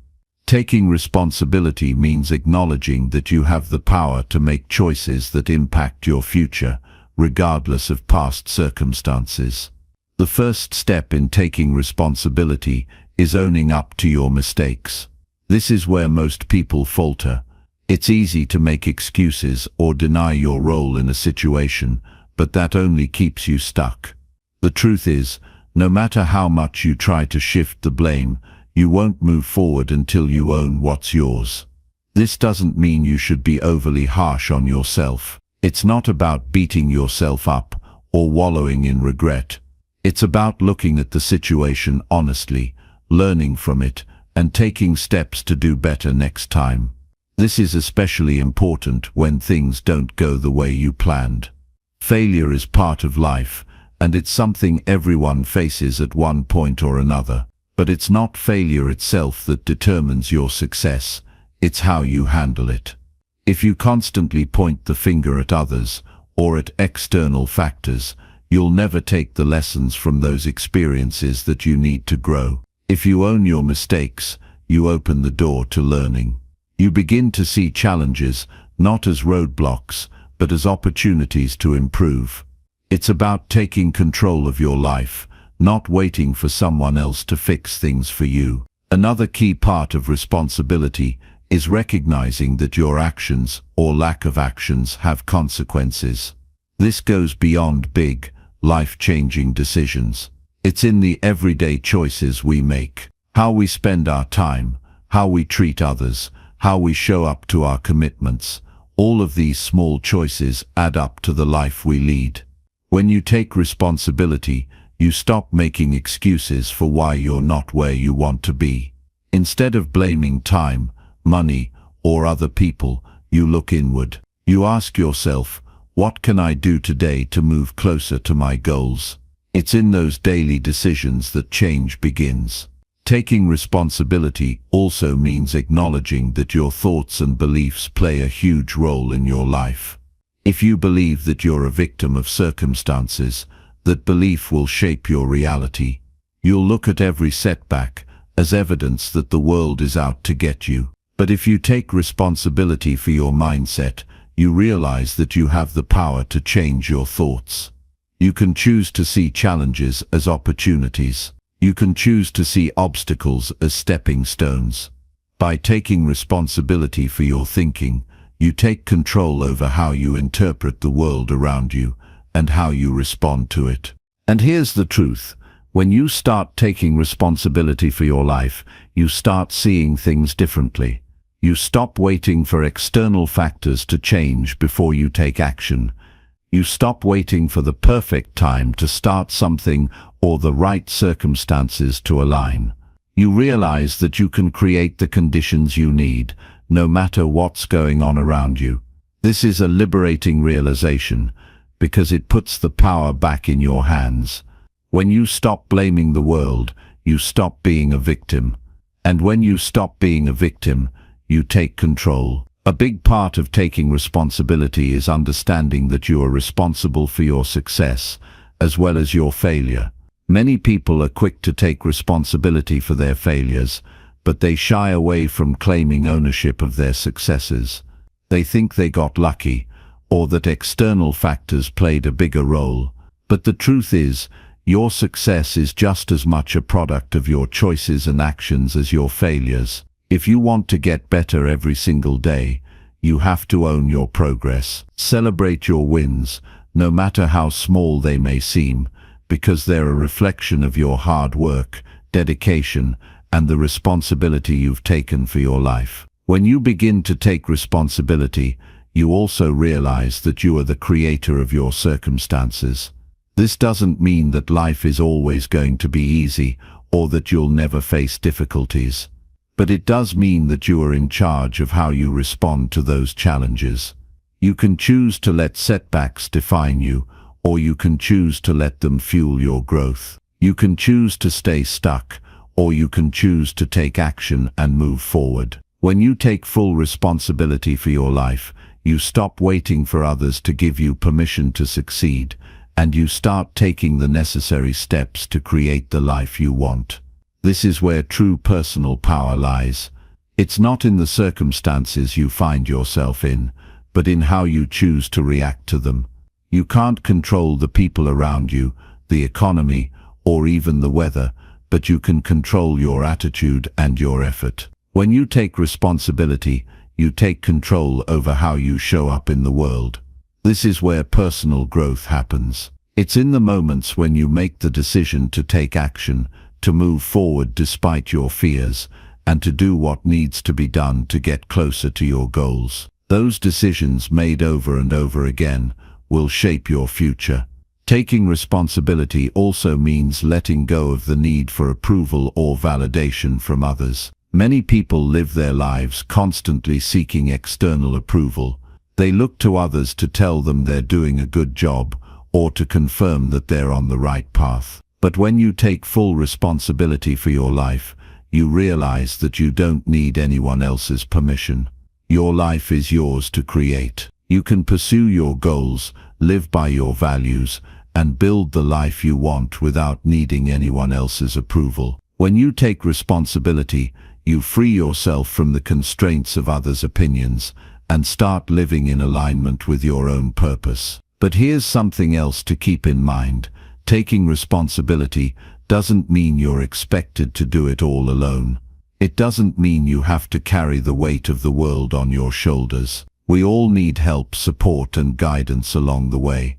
The difference is that when you take responsibility for your life, you don't wait for someone to fix things for you. You seek out help when needed, but you don't rely on others to take action on your behalf. You recognize that, at the end of the day, the responsibility for your life rests with you. At its core, taking responsibility is about empowerment.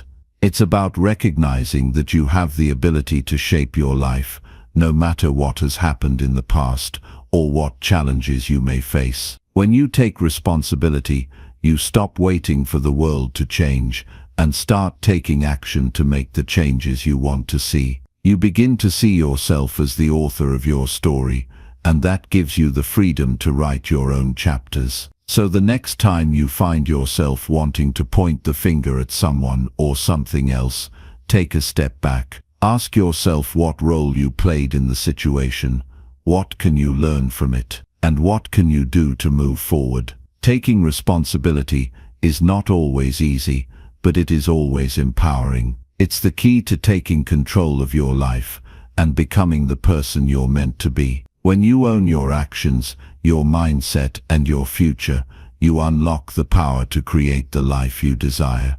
And that, my friend, is where real growth begins. Chapter 13. Cultivate a mindset of growth. Cultivating a mindset of growth isn't just about learning new things or taking on new challenges. It's about transforming the way you view the world and your place in it. It's about developing a way of thinking that sees opportunity in every setback and potential in every challenge. A growth mindset isn't something you're born with, it's something you build. And it's one of the most powerful things you can do for yourself if you want to get better every single day. Most people live with a fixed mindset, whether they realize it or not. They believe that their abilities, intelligence, and talents are set in stone, that they can't change them no matter how hard they try. If they fail at something, they take it as a sign that they're just not good enough. They believe that success is something that happens to a select few, and that they'll never be one of those lucky few. But here's the truth. None of that is true. Success doesn't come from being born with talent or having everything figured out from the start. It comes from the willingness to learn, to grow, and to adapt. A growth mindset is the belief that your abilities can be developed through hard work, dedication, and perseverance. It's about seeing challenges as opportunities to learn rather than obstacles to success. When you adopt this mindset, failure isn't something to fear, it's something to embrace as part of the process. You begin to see that every time you stumble, you learn something new, and that knowledge brings you one step closer to your goal. It all starts with the way you view your challenges. When you have a growth mindset, you don't shy away from difficulty. You don't look for the easiest path or avoid tasks that seem too hard. Instead, you face them head on. You embrace the struggle because you know that struggle is where the growth happens. The moment you stop being afraid of failure and start seeing it as a necessary part of learning, you unlock the ability to achieve things you never thought possible. Think about the last time you faced something difficult. How did you approach it? Did you look at it as an opportunity to grow, or did you shy away from it because it seemed too hard? When you have a growth mindset, you stop letting your initial discomfort or fear stop you. You start to push through the resistance, knowing that each small step you take forward is part of a larger process. You learn not to expect instant results, but to trust the process and stay committed to improving little by little every single day. One of the key aspects of a growth mindset is the belief that effort leads to improvement. It's easy to think that if something doesn't come easily to you, you're just not meant to do it. But that's not the case. Nothing worth having comes without effort. The more you put into something, the more you get out of it. When you approach challenges with the belief that your effort matters, you begin to realize that you're capable of far more than you thought. The magic happens in the process, not in the outcome. Another important aspect of a growth mindset is the way you approach feedback. When you have a fixed mindset, criticism feels like an attack. You take it personally and may even shy away from seeking out feedback because it's uncomfortable. But with a growth mindset, feedback is a gift. It's an opportunity to learn and improve. Instead of feeling defensive or discouraged, you embrace feedback as a tool to help you grow. When you stop seeing feedback as a reflection of your worth and start seeing it as a tool for improvement, you open yourself up to growth in ways you never could before. This mindset shift also means letting go of the idea that you need to have everything figured out. Many people hesitate to try new things because they feel they need to be perfect from the start. They don't want to make mistakes, so they don't take action. But if you want to grow, you have to be willing to be imperfect. You have to be willing to try, fail, and try again. The most successful people are not the ones who got everything right on the first try. They're the ones who kept showing up, kept learning, and kept growing, even when things didn't go as planned. When you embrace a growth mindset, you stop measuring your worth by your successes or failures. You understand that who you are is not determined by the outcome of any one thing. Instead, you measure your progress by how much you're learning and growing. When you see life as a continuous journey of learning, you stop getting discouraged by setbacks. You understand that every step forward, no matter how small, is progress. It's the journey that matters, not just the destination. But it's not just about you. A growth mindset also changes how you view other people. Instead of seeing others' success as something to envy or something that diminishes your own value, you start to see it as inspiration. When you adopt a growth mindset, you understand that someone else's success doesn't take away from your own potential. In fact, their success is proof that what you're striving for is possible. Instead of feeling jealous or threatened by others' achievements, you celebrate them as reminders that you too are capable of achieving your own dreams. Cultivating a growth mindset also means learning to enjoy the process of learning itself. Many people want to reach the end goal so badly that they forget to enjoy the journey. But the truth is, growth isn't just about getting from point A to point B. It's about the person you become in the process. Every time you push through a challenge, you're becoming stronger, more resilient, and more capable. The more you embrace the process, the more you'll enjoy the journey, and the more fulfilling your life will become. One of the best ways to develop a growth mindset is to surround yourself with people who have one. When you're around people who are constantly pushing themselves to grow, it motivates you to do the same. Find a community of like-minded individuals who believe in the power of learning and improvement. The energy from those around you can help you stay focused and inspired as you work on developing your own growth mindset. But even more important than who you surround yourself with is the way you talk to yourself. Your inner dialogue plays a massive role in shaping your mindset. If you constantly tell yourself that you're not good enough, or that you're incapable of learning new things, that becomes your reality. On the other hand, if you tell yourself that every failure is just a step toward learning, and that you're capable of growing and improving every day, that becomes your reality. The way you talk to yourself shapes the way you approach challenges and success. It's important to be kind to yourself, to recognize that growth takes time, and to celebrate every small victory along the way. Developing a growth mindset isn't something that happens overnight. It takes time, effort, and a willingness to push through discomfort. But the rewards are worth it. When you start seeing the world through the lens of growth, you begin to understand that there are no limits to what you can achieve. You start to approach life with curiosity instead of fear, and you begin to realize that you are capable of more than you ever imagined. A growth mindset will help you overcome obstacles, embrace challenges, and ultimately reach your fullest potential.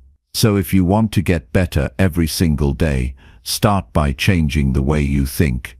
Embrace challenges, seek out learning opportunities, and focus on the process of growth. Understand that failure is just another opportunity to learn, and that your effort is what will drive your success. The more you cultivate a growth mindset, the more you'll realize that there's no such thing as a limit to your potential. You can keep growing, learning, and evolving every single day. Chapter 14. Embrace discomfort. Embracing discomfort is a concept that many people tend to avoid or ignore because, let's face it, no one likes feeling uncomfortable. We all want things to be easy, smooth, and effortless. But what if I told you that the greatest growth in life comes from embracing those uncomfortable moments? The moments where you feel uncertain, scared, or out of your element. The truth is, if you want to improve, if you want to grow, and if you want to get better every single day, you need to welcome discomfort into your life, not shy away from it. When we talk about discomfort, most of us think about physical pain or a tough situation that pushes us to our limits. But discomfort isn't always so dramatic. It can come in many forms. It can be that feeling of nervousness before you take on something new, the discomfort of trying to have a difficult conversation, or even the unease that comes from stepping outside of your normal routine. It's not always easy, and it doesn't always feel good in the moment, but it's in those moments of discomfort that you are presented with the most valuable lessons. Think about the last time you pushed yourself beyond your comfort zone. Maybe it was a challenging project at work or an exercise routine that left you out of breath. How did you feel during and after that experience? You probably felt some resistance at first, but once it was over, you likely felt a sense of accomplishment, like you had learned something new about yourself. That sense of pride that comes from overcoming discomfort is what makes growth possible. When you embrace discomfort, you open yourself up to new experiences, new perspectives, and new opportunities for personal development. It's easy to stay in your comfort zone. It's easy to do what you know, stick to what feels safe, and avoid anything that might cause you stress or anxiety. But if you only ever stick to what's comfortable, you'll never stretch beyond your current limitations. You'll never uncover the hidden strengths and abilities that lie dormant inside you. Real growth happens when you challenge yourself, when you push your boundaries, and when you force yourself to step into the unknown. Discomfort isn't something to fear. It's something to embrace, because it's a sign that you're moving in the right direction. One of the biggest reasons people avoid discomfort is fear. Fear of failure, fear of rejection, or fear of looking foolish. We're all afraid of failing at something, especially when it's something we really care about. But what if I told you that failure is just another form of feedback? Every failure is an opportunity to learn, to get better, and to grow. If you're not failing, then you're probably not pushing yourself hard enough. Embracing discomfort means being okay with the idea that you won't always succeed on your first try. It means understanding that failure is part of the process and that you can learn from every setback along the way. When you allow yourself to experience discomfort, you also learn how to handle it. Most people want to avoid feelings of discomfort, but the reality is that these feelings are part of life. Instead of avoiding them, learn to sit with them, observe them, and understand what they're trying to teach you. You don't have to run away from discomfort. You can learn to use it as a tool for personal growth. When you push through discomfort, you become more resilient. You learn to trust yourself more, and you gain confidence in your ability to handle difficult situations. It's also important to realize that discomfort isn't just about pushing yourself physically or mentally. It can also apply to your emotional and social life. Sometimes, the most difficult discomfort to handle is emotional discomfort. Maybe you need to have a hard conversation with a loved one, or you need to confront your own fears and insecurities. These conversations and self-reflections are not easy, but they are necessary for growth. Emotional discomfort forces you to face your vulnerabilities and to work through your challenges, whether they involve relationships, fears, or self-doubt. And while it might be uncomfortable in the moment, The growth that comes from addressing these emotional hurdles will make you stronger and more self-aware. If you're serious about getting better every single day, you need to recognize that discomfort is a necessary part of the journey.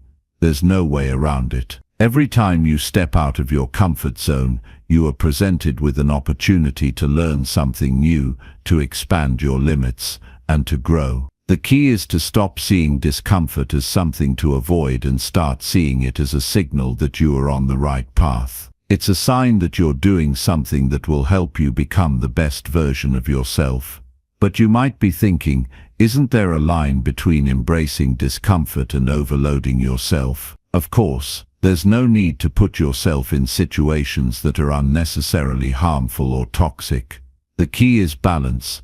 Pushing yourself too far too fast can lead to burnout or even self-doubt, but choosing the right kind of discomfort that challenges you in a healthy, manageable way is what leads to growth. Discomfort is not about punishing yourself or going to extremes. It's about gradually stepping into situations that stretch you, challenge your beliefs, and help you become more than you were yesterday. Start small if you need to. If public speaking makes you nervous, begin by speaking in front of a small group of friends. If you want to improve your physical fitness, start by adding an extra 10 minutes to your workout. Over time, those small steps will add up. The more you practice embracing discomfort, the easier it becomes to face bigger challenges down the road. The important thing is to keep moving forward, no matter how small the steps may seem. Discomfort also teaches you about yourself. It's easy to think you know who you are when you're only doing what's familiar to you. But when you face something that makes you uncomfortable, you learn more about your own strengths, fears, and limits. You discover what really matters to you, what you're capable of, and what you're willing to fight for. Discomfort forces you to confront your limitations, and that confrontation is what leads to breakthroughs. It forces you to reframe your beliefs about what's possible and to redefine your boundaries. So if you want to get better every single day, seek out discomfort. Don't shy away from the hard conversations, the difficult decisions, or the moments that push you to your limits. Embrace them. Recognize that these moments are where your growth lies. Understand that discomfort is not your enemy. It's your ally, pushing you to become more than you were before. Every time you face discomfort head-on, you'll find that you're capable of more than you thought possible. The more you embrace discomfort, the more you'll grow, and the more you'll be prepared for whatever challenges come your way. So don't run from it. Step into it. It's where your greatest potential lies. Chapter 15. Build meaningful connections. Building meaningful connections is one of the most essential aspects of personal growth, and it's one that too many people overlook. In today's world, it's easy to get caught up in the busyness of life, distracted by tasks, goals, and responsibilities, all while remaining somewhat disconnected from the people who really matter. We often focus on ourselves, on achieving success, and on pushing forward. But the truth is, none of that really matters if we don't have meaningful relationships with others. Our lives are ultimately about the connections we form, the impact we have on the people around us, and the way we help lift each other up. The first thing to understand about building meaningful connections is that it's not about the quantity of relationships you have, it's about the quality. It's easy to get caught up in the idea that the more people you know, the better, but in reality, it's the depth of your connections that makes all the difference. You can have hundreds of acquaintances, but if you don't have a few truly meaningful relationships, your life will likely feel empty. It's the deep, authentic relationships that provide the most fulfillment. These are the relationships where you can be yourself, where there's trust, understanding, and mutual respect. These are the relationships that nourish you, support you, and help you grow into the best version of yourself. Building meaningful connections starts with being open and vulnerable. It's about being willing to share parts of yourself that you might normally keep hidden. When you put yourself out there, when you allow others to see the real you, flaws, fears, dreams and all, you invite others to do the same. Vulnerability is not weakness. It's actually a sign of strength. It's the willingness to show your true self, even when it feels uncomfortable. When you allow yourself to be vulnerable, you create the space for others to connect with you on a deeper level. And when both parties are willing to be vulnerable, that's when the magic happens. That's when a connection goes from being surface level to something truly meaningful. But it's not enough to just be open and vulnerable. You also need to be genuinely interested in others. So many relationships are built on surface level interactions, where people talk about the weather or exchange pleasantries but never dive deeper. To build meaningful connections, you need to take a genuine interest in other people's lives. Ask questions. Listen with empathy. Show that you care about their well-being, their dreams and their struggles. When you show people that you're truly interested in them, not just as a means to an end but as a person, your relationships will flourish.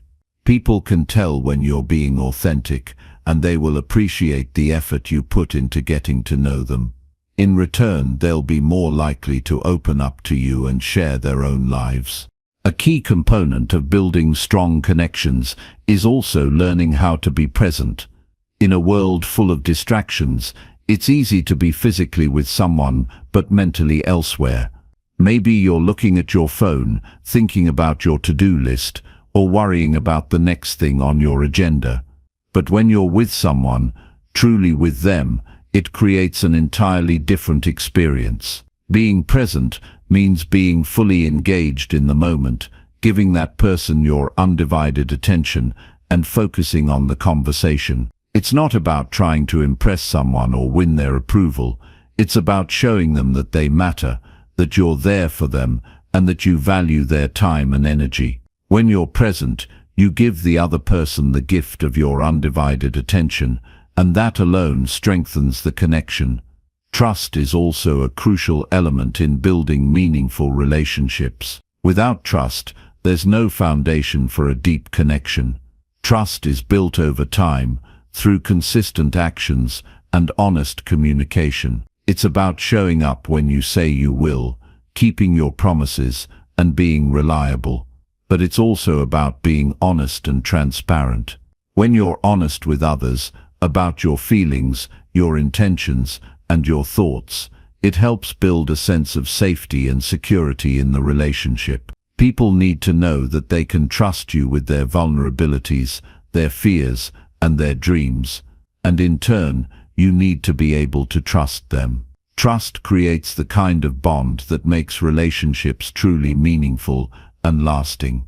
In order to build and maintain meaningful connections, it's also important to be a source of support for others. One of the best ways to strengthen a relationship is by being there for someone when they need it most. Whether it's offering a listening ear, lending a helping hand, or simply being present during a difficult time, support is what makes a relationship truly meaningful. It's easy to be there for someone when things are going well, but the true test of a relationship is how you show up during the tough times. When you can be there for someone, even when it's inconvenient or uncomfortable for you, it shows that you truly care about them. It shows that you're committed to the relationship and that you're willing to put in the effort to maintain it. This doesn't mean that you should always be the one giving, though. Meaningful relationships are two-way streets. They require mutual support, effort, and understanding.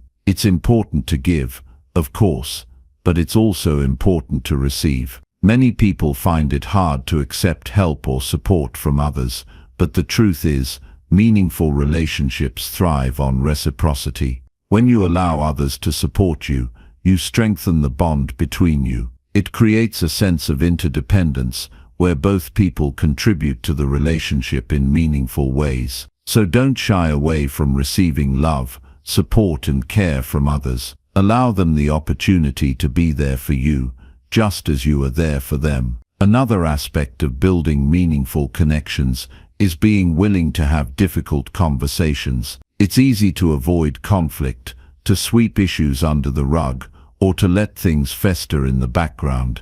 But avoiding difficult conversations often leads to resentment, misunderstandings, and weakened connections. Building meaningful relationships means being willing to address problems when they arise, and having the courage to speak up when something doesn't sit right with you. It's not about being confrontational or aggressive, it's about being honest and respectful. When you have difficult conversations with others, you show them that you care enough about the relationship to work through challenges together. It's a sign of maturity and commitment to the relationship.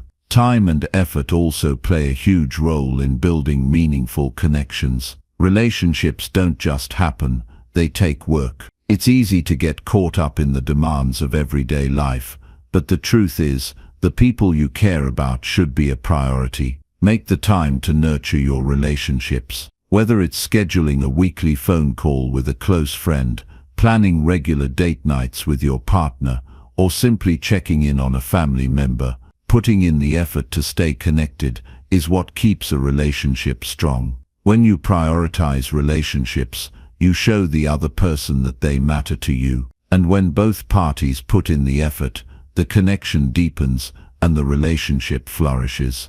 Lastly, it's important to remember that building meaningful connections isn't about seeking perfection in others. Every person you connect with will have flaws, just as you do. It's about accepting those flaws and still choosing to show up, still choosing to love, still choosing to be there. People are messy, and relationships aren't always perfect. But when you embrace the imperfections, when you accept the messiness of human connections, that's when you find the deepest, most meaningful relationships. It's in the flaws, the quirks, and the challenges that real connection happens. So, if you want to get better every single day, focus on building meaningful connections. Be open, be vulnerable, be present, and be supportive. Put in the effort, be honest, and be willing to work through the tough stuff. Relationships are what make life truly rich. They're what give you purpose, support, and fulfillment. They're the foundation upon which you can build your life, your dreams, and your legacy. The more you invest in meaningful connections, the more you'll see that your life isn't just about what you accomplish on your own. It's about the people you have beside you every step of the way. Chapter 16.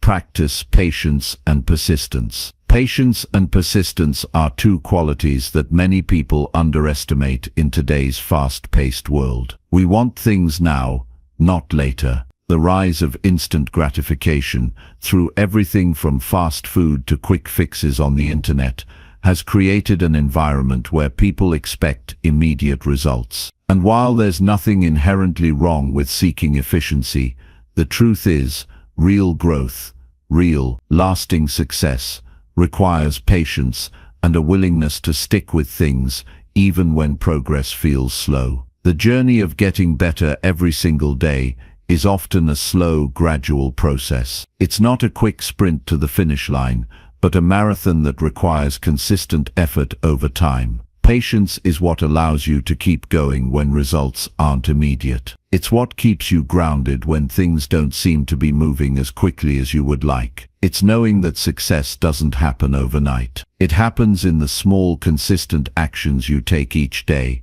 even when they don't seem to be making a huge difference in the moment. At the same time, persistence is the drive to continue on, even when things get difficult or you face obstacles along the way. It's easy to start something, to feel excited and motivated in the beginning. But what happens when the excitement fades and the challenges start to pile up? That's when persistence becomes essential. It's the ability to keep going when things get hard, to show up every single day, even when you don't feel like it. Persistence is what makes success possible, because without it, you'll give up too soon, before the breakthrough happens. I think about the many stories of people who achieved great things, and what strikes me the most is how often those achievements came after long periods of hard work and struggle. The famous inventor Thomas Edison is a perfect example. He failed hundreds, if not thousands of times before inventing the light bulb. But what made Edison successful wasn't just his intelligence, it was his persistence. He kept going, even when the world seemed to be telling him that he was wasting his time. Every failure, he believed, brought him closer to success. He had the patience to learn from each mistake, and the persistence to keep trying until he finally got it right. In our own lives, we often experience the same challenges. When you're working toward a goal, there will always be moments where things don't go as planned. You might face setbacks, and at times it may feel like you're moving backward instead of forward. But those are the moments where your patience and persistence matter the most. It's easy to be motivated when everything is going well, when you see the results you expect.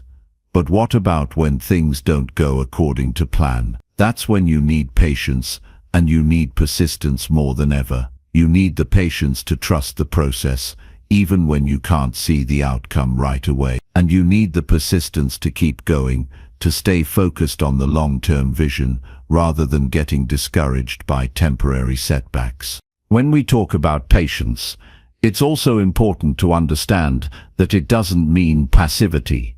Patience doesn't mean sitting back and waiting for things to happen without taking any action. It's about taking consistent, thoughtful action while trusting that results will come in time. It's about being strategic, about making progress little by little, and about not rushing the process. Many people give up too soon because they expect immediate results. But the truth is, the best things in life take time. Building a career, developing a new skill, or making meaningful changes in your life all take time. They require patience, because real growth doesn't happen in an instant. It's built day by day, hour by hour. Persistence, on the other hand, is what keeps you from giving up when the going gets tough. It's easy to quit when things don't go the way you expect. We all have that moment when we want to throw in the towel, when the frustration builds and the temptation to give up is strong. But persistence is the key that unlocks success. It's the ability to push through those tough moments, to stay committed even when the outcome is uncertain. Think about the process of learning something new. Whether it's learning to play an instrument, trying to master a new language, or working toward a fitness goal, you'll inevitably face moments of doubt. You'll feel like you're not making progress, and you'll wonder if it's even worth it. But the difference between those who succeed and those who don't is persistence. The people who keep going, even when it's hard, are the ones who eventually get to where they want to be. Patience and persistence are also deeply tied to the concept of delayed gratification. In today's world, where we can get nearly anything we want with the push of a button, delayed gratification is a rare skill, but it's a skill that is essential for long-term success. Delayed gratification is the ability to resist the temptation of immediate rewards in favor of bigger, more meaningful ones in the future. It's about understanding that the most worthwhile things in life require time and effort. Whether it's building a successful business, developing a strong relationship, or improving your health, the rewards that come from putting in the work are far more satisfying than the quick short-term fixes that might come along the way. It's about saying no to the easy, instant pleasures in favor of something more valuable down the road. In our quest for growth, we also need to remember that progress isn't always linear. There will be times when it feels like you're stuck, like you're not moving forward. But the truth is, progress is often invisible. It's like planting a seed and waiting for it to grow. You water it, you tend to it, and you do everything right, but it doesn't seem to change much at first. But one day, out of nowhere, you see that it's sprouted. That's how growth works. It happens gradually, and sometimes it's only when you look back that you realize how far you've come. Persistence means continuing to do the right things, even when the results aren't immediately visible. I think it's also important to understand that patience and persistence aren't just about working hard, they're also about working smart. You can't just keep pushing yourself to the point of exhaustion and expect success to come. Patience and persistence mean being willing to adjust, to change your approach when needed, and to stay flexible in the face of challenges. It's not about being stubborn for the sake of it, but about staying committed to the process while also being open to learning and adapting along the way. Sometimes, persistence means knowing when to pause, reflect, and recalibrate your strategy so that you can continue moving forward in the right direction. In the end, patience and persistence are about more than just achieving success. They're about developing the character to handle whatever life throws your way. They teach you resilience, humility, and the ability to trust yourself. When you have patience, you learn to trust the process, even when things feel uncertain. When you have persistence, you learn to keep going, no matter how many obstacles stand in your way. And together, patience and persistence create a powerful combination that will help you weather the ups and downs of life and ultimately get better every single day. So, when the road feels long, when the challenges seem insurmountable, remember this: progress doesn't happen overnight, but with patience and persistence, you will eventually see the fruits of your labor. It may take time and it may not always be easy, but if you keep showing up, if you keep putting in the work, and if you stay patient with yourself and the process, you will achieve your goals. And along the way, you'll learn lessons that will serve you for a lifetime. It's not just about reaching the destination, it's about who you become on the journey. Chapter 17. Give back to others. There's something incredibly powerful about giving back to others, something that resonates deeply when you begin to understand that true success is never just about what you accomplish for yourself, but also about the impact you have on the lives of others. We often think of success as a personal journey, about what we achieve, what we build, and how we advance. But in reality, the most meaningful success comes from the way we lift others up along the way. In a world where it's easy to get caught up in our own struggles and desires, it can be easy to forget that we are not islands. We live in a community, and we are all part of something much larger than ourselves. The relationships we build, the way we treat others, and the way we give of ourselves are what ultimately define the legacy we leave behind. Giving back isn't just about charity, it's about making a real tangible difference in the world around you, no matter how big or small. Whether it's helping someone in need, sharing your knowledge, or simply offering a kind word, giving back is one of the most rewarding things you can do. When I talk about giving back, it's not just about money or material goods. It's not about grand gestures or making a splash. The most impactful acts of giving are often the quiet, small things, the things that nobody else might notice, but that matter deeply to the person receiving them. It could be as simple as listening to someone who is struggling, or as profound as volunteering your time to help a cause that's important to you. Giving back doesn't have to involve large sums of money or huge investments of time. It's about showing up, being there for others, and offering what you can when you can. Sometimes, the smallest acts of kindness can make the biggest difference in someone's life. One of the most beautiful things about giving back is that it often comes full circle. The more you give, the more you realize how much it enriches your own life. It shifts your perspective from focusing solely on what you want or need, to focusing on the well-being of others. And when you see the impact of your efforts, it gives you a sense of fulfillment that no material success ever could. There's something deeply satisfying about knowing that you've made someone's life a little bit better. It's a feeling that can't be replicated by any external achievement. It's a sense of purpose, a feeling of connection to something greater than yourself. I remember a time in my life when I was struggling to find meaning in my work. I had achieved a lot professionally and personally,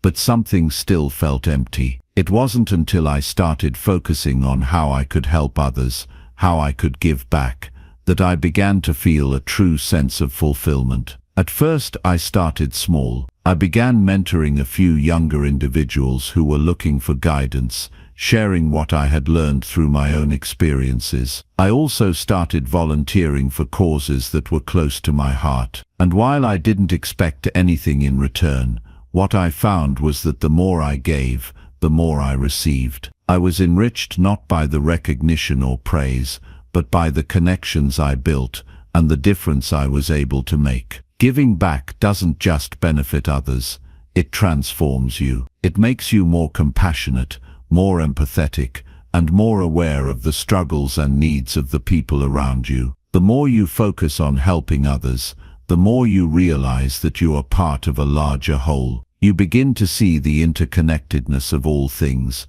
and you realize that true success is about lifting others up, not stepping on them to get ahead. It's about creating a positive ripple effect that spreads out far beyond your own life. When you help someone, whether through an act of kindness or a significant gesture, you not only improve their life, you improve your own. You grow as a person, becoming more generous, more selfless, and more attuned to the needs of others.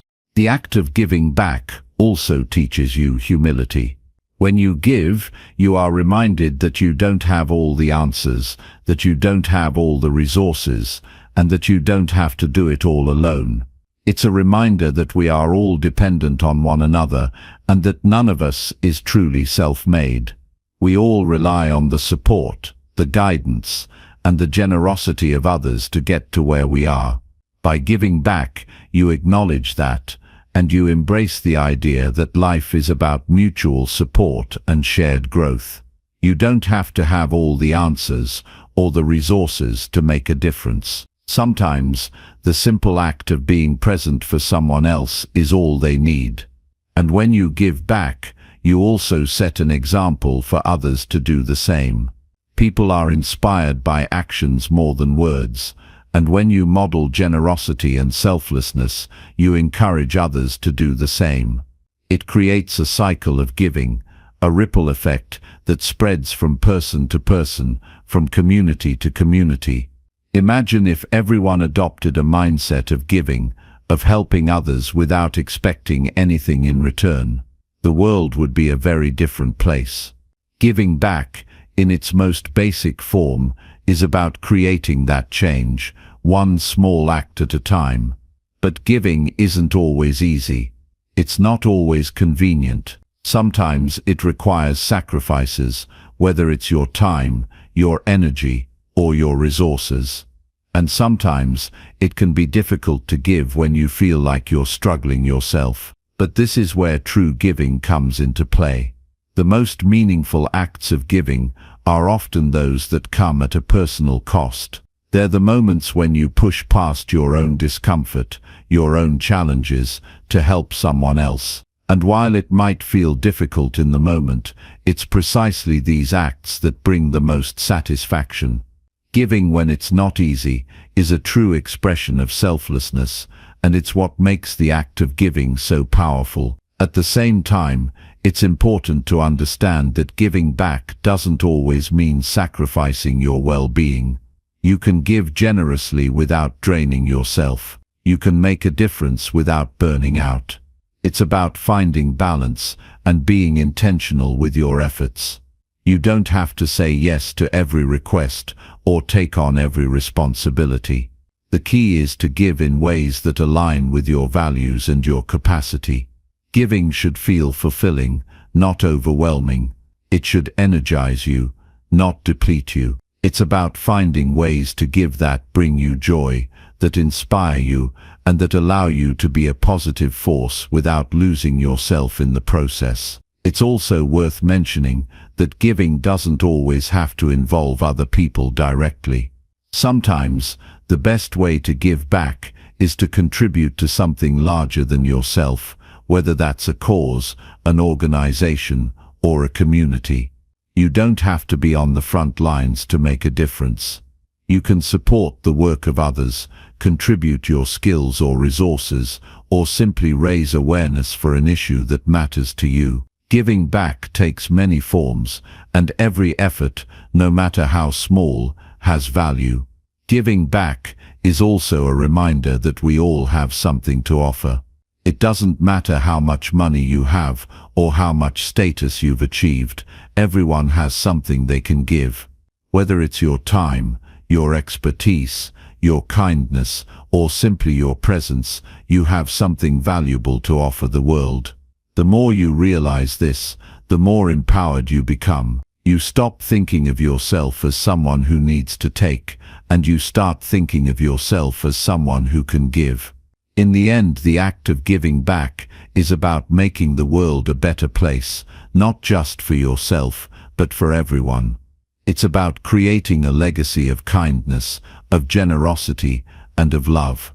It's about recognizing that success isn't just about what you achieve for yourself, but about the positive impact you have on the lives of others. And when you make giving back a central part of your life, you'll find that your own life becomes richer, more meaningful, and more fulfilling. So take a step back and ask yourself how you can give. How can you contribute to the world around you? How can you make someone else's life better, even in the smallest of ways? The answer to that question will transform your life and the lives of those around you in ways you never imagined. Chapter 18. Use failure as fuel. Failure is one of the most misunderstood aspects of success.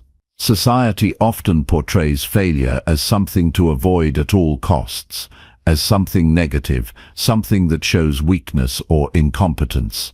But if you're going to make progress in your life, if you're going to truly get better every day, you need to shift your perspective on failure.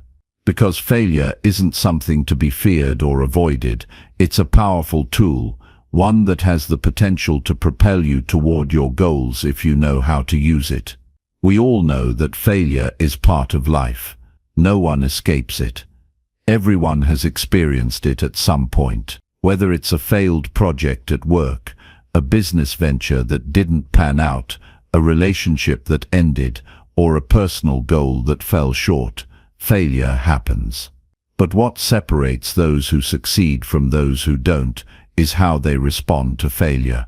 Most people see failure as the end of the road. They take it personally. They feel like it's a reflection of their worth or abilities. But the truth is, failure is just a moment, not a verdict on who you are as a person.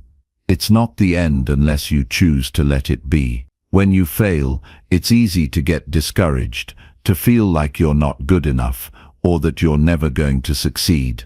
It's easy to fall into self-doubt and let the negative voice in your head take over. But the key is to remember that failure is not the opposite of success. It's a part of success. It's a necessary part of the process. When you fail, it means you're trying. It means you're stepping outside your comfort zone. It means you're taking risks. And that's the first step toward growth. It means you're not staying stagnant, that you're not playing it safe, that you're actively pursuing something better. The first thing you need to do when you fail is to reframe it. Instead of seeing it as a defeat, see it as a lesson. Ask yourself, what did I learn from this? What can I do differently next time? Failure is an opportunity to reflect, to take stock, and to identify areas where you can improve. It's a chance to build resilience, to strengthen your resolve, and to sharpen your skills. The most successful people in history didn't get there by avoiding failure. They got there by learning from it, by using it as a stepping stone rather than an obstacle. They embraced it, acknowledged it, and then moved forward with more wisdom and determination than before. Thomas Edison, for example, is often quoted as saying, "I have not failed. I've just found 10,000 ways that won't work." He didn't see his numerous attempts to invent the light bulb as failures. He saw them as experiments, as part of the process of discovery. And that's exactly how we need to approach failure.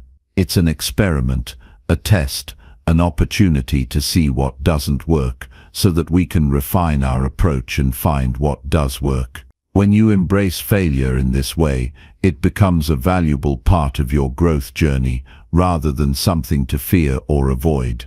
But learning from failure isn't always easy.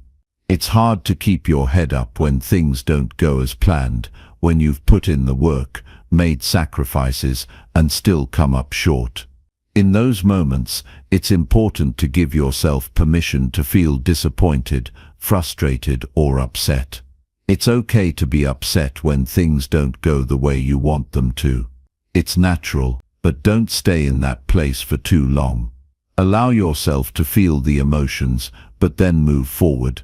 Don't let failure define you. Don't let it be the story you tell yourself. Instead, use it as fuel for your next attempt.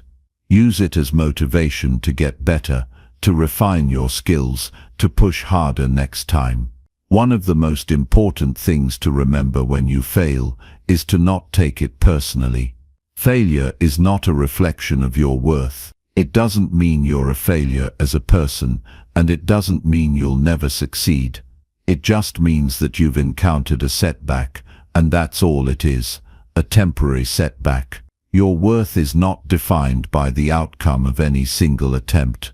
Your worth is defined by your persistence, your determination, and your ability to keep going even when things get tough. One thing that helps in these moments is perspective. When you fail, it's easy to focus only on the negative. But if you zoom out, you'll see that failure is just one part of the bigger picture. In the grand scheme of your life, one failure doesn't define you. It doesn't have to be the end of the road. It's just a small chapter in a much larger story. And just like any good story, there will be ups and downs. There will be moments of triumph and moments of defeat. The key is to keep going, to not let the failures stop you, but to use them as stepping stones toward your ultimate goal. You also need to remember that failure isn't the same thing as giving up. Failure is a part of the process. Quitting is a choice. Just because something didn't work out the way you hoped doesn't mean it's time to walk away. It's time to reevaluate, to adjust your approach, and to try again. Sometimes failure means you're on the right track, but you need to adjust your methods. It's like trying to solve a puzzle. You may not get the right answer on the first try, but with each wrong answer, you get closer to the right one. What often happens is that people give up too soon. They try once or twice or 3 times, and when they don't see immediate results, they throw in the towel. But real growth and success come from pushing through those difficult moments. The people who succeed are the ones who refuse to quit, who are willing to keep going even when things get tough. And the only way to build that kind of resilience is to embrace failure, to let it teach you, to let it guide you toward better strategies and better outcomes. The key to using failure as fuel is to not dwell on the past. It's easy to get stuck in the what-ifs and the should-have-dones, but that's a trap. The past is over. It's done. What matters is what you do next. The faster you can move on from failure, the quicker you can get back on track and take the next step forward. Every failure is an opportunity to refine your approach, to tweak your plan, and to become better than you were before. It's all part of the process. If you look at the most successful people in the world, you'll see that they've all failed in some way. They've faced challenges, setbacks, and defeats. But they didn't let those things stop them. They used failure as a tool to get better. They saw it as part of their journey, not something to be avoided or feared. And that's the attitude you need to adopt if you want to get better every single day. It's important to remember that success is rarely a straight line. There will be twists and turns, and there will be bumps in the road. But that's okay. The key is to stay committed, to keep learning, and to never give up. Failure is just a temporary setback, a momentary obstacle, and when you embrace it as part of the process, you'll find that it no longer holds you back. Instead, it will propel you forward, giving you the fuel you need to keep going, to keep striving, and to keep improving. So the next time you fail, remember this: failure is not the end. It's a step on the road to success. Use it as fuel, learn from it, and keep moving forward. Because in the end, it's not the failure that defines you, it's how you respond to it. And when you respond with resilience, determination, and a commitment to growth, there's no limit to what you can achieve. Chapter 19. Simplify to focus on what matters. When you're trying to build something meaningful in your life, it's easy to get caught up in the noise. The world is full of distractions, things that pull at your attention and demand your time. It's not just the obvious distractions, like social media or news cycles, but also the smaller things, the daily tasks, and the endless commitments that seem important at the time. The truth is, all of these things can easily prevent you from focusing on what truly matters, from putting your energy toward the things that will move you closer to your goals. That's why learning to simplify your life is so crucial. Simplification isn't about doing less for the sake of doing less. It's about focusing your time and energy on what really matters, and cutting out everything that doesn't align with your purpose or your vision. The first step in simplifying your life is to understand that not everything deserves your attention. We live in a world where we're constantly bombarded with messages, tasks, and demands. It can feel overwhelming, and it's easy to fall into the trap of thinking that you need to do everything all the time in order to succeed. But that's simply not true. When you try to do everything, you end up doing nothing well. You spread yourself too thin, and you dilute your energy and focus. Simplification is about being selective, about understanding that your time and attention are finite resources, and that you can't afford to waste them on things that don't serve your greater purpose. You might look at your to-do list, your calendar, or your daily routine, and feel like there's just too much going on.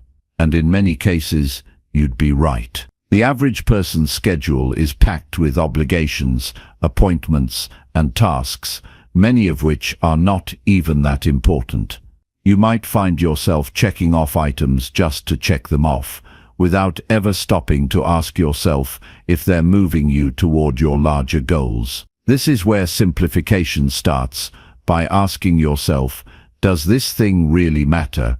Is this taking me closer to where I want to go? When you start questioning everything you do, you'll quickly realize that a lot of it is unnecessary. Some of the things that fill your day might seem important, but in the grand scheme of things, they don't move the needle.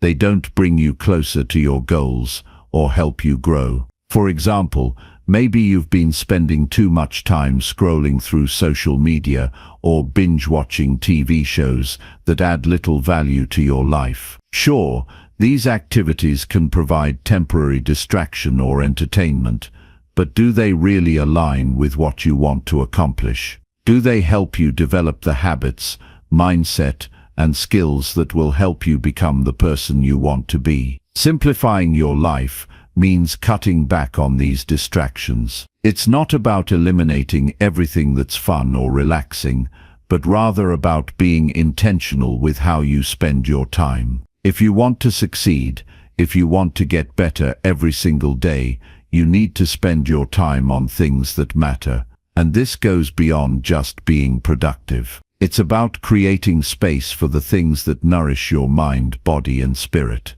It's about choosing quality over quantity, depth over surface-level engagements. Start by identifying your top priorities, the things that matter most to you and that align with your vision for your life. These are the areas where you want to invest your time and energy. For some it might be family, for others it might be career or personal growth. Whatever it is, be clear about what those priorities are. Once you've identified them, Take a hard look at the rest of your life. What are you spending time on that doesn't align with your priorities? What can you eliminate or reduce? This doesn't mean you have to do away with everything that isn't directly tied to your goals. Life is about balance, after all. But what it does mean is that you have to be intentional about where you place your energy. If you're spending too much time on things that aren't helping you grow, it's time to let go of them. Simplifying your life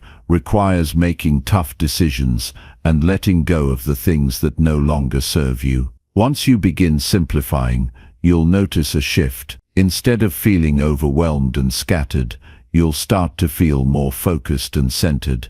You'll have more energy, more clarity, and a greater sense of purpose. You'll realize that by saying no to some things, you've created room for the things that really matter. Your time is precious, and when you start investing it in the things that align with your goals, you'll start to see real progress. Simplicity also extends to your mental and emotional state. We often complicate our lives by overthinking or worrying about things that are outside of our control. It's easy to get caught up in negative thought patterns or to ruminate on past mistakes and future uncertainties. But simplifying your life means letting go of this mental clutter. It means learning how to focus on the present moment, how to be mindful of your thoughts and emotions, and how to let go of things that no longer serve you mentally and emotionally. One of the most powerful ways to simplify your mental state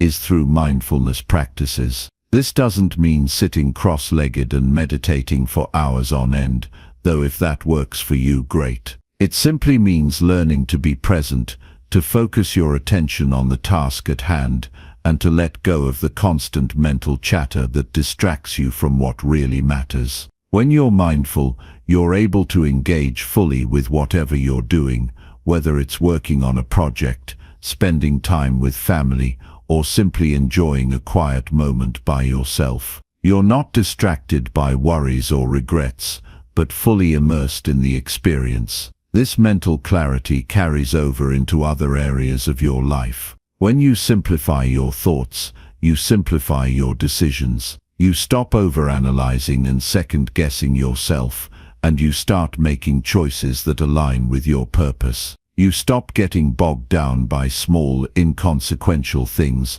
and you start focusing on the bigger picture.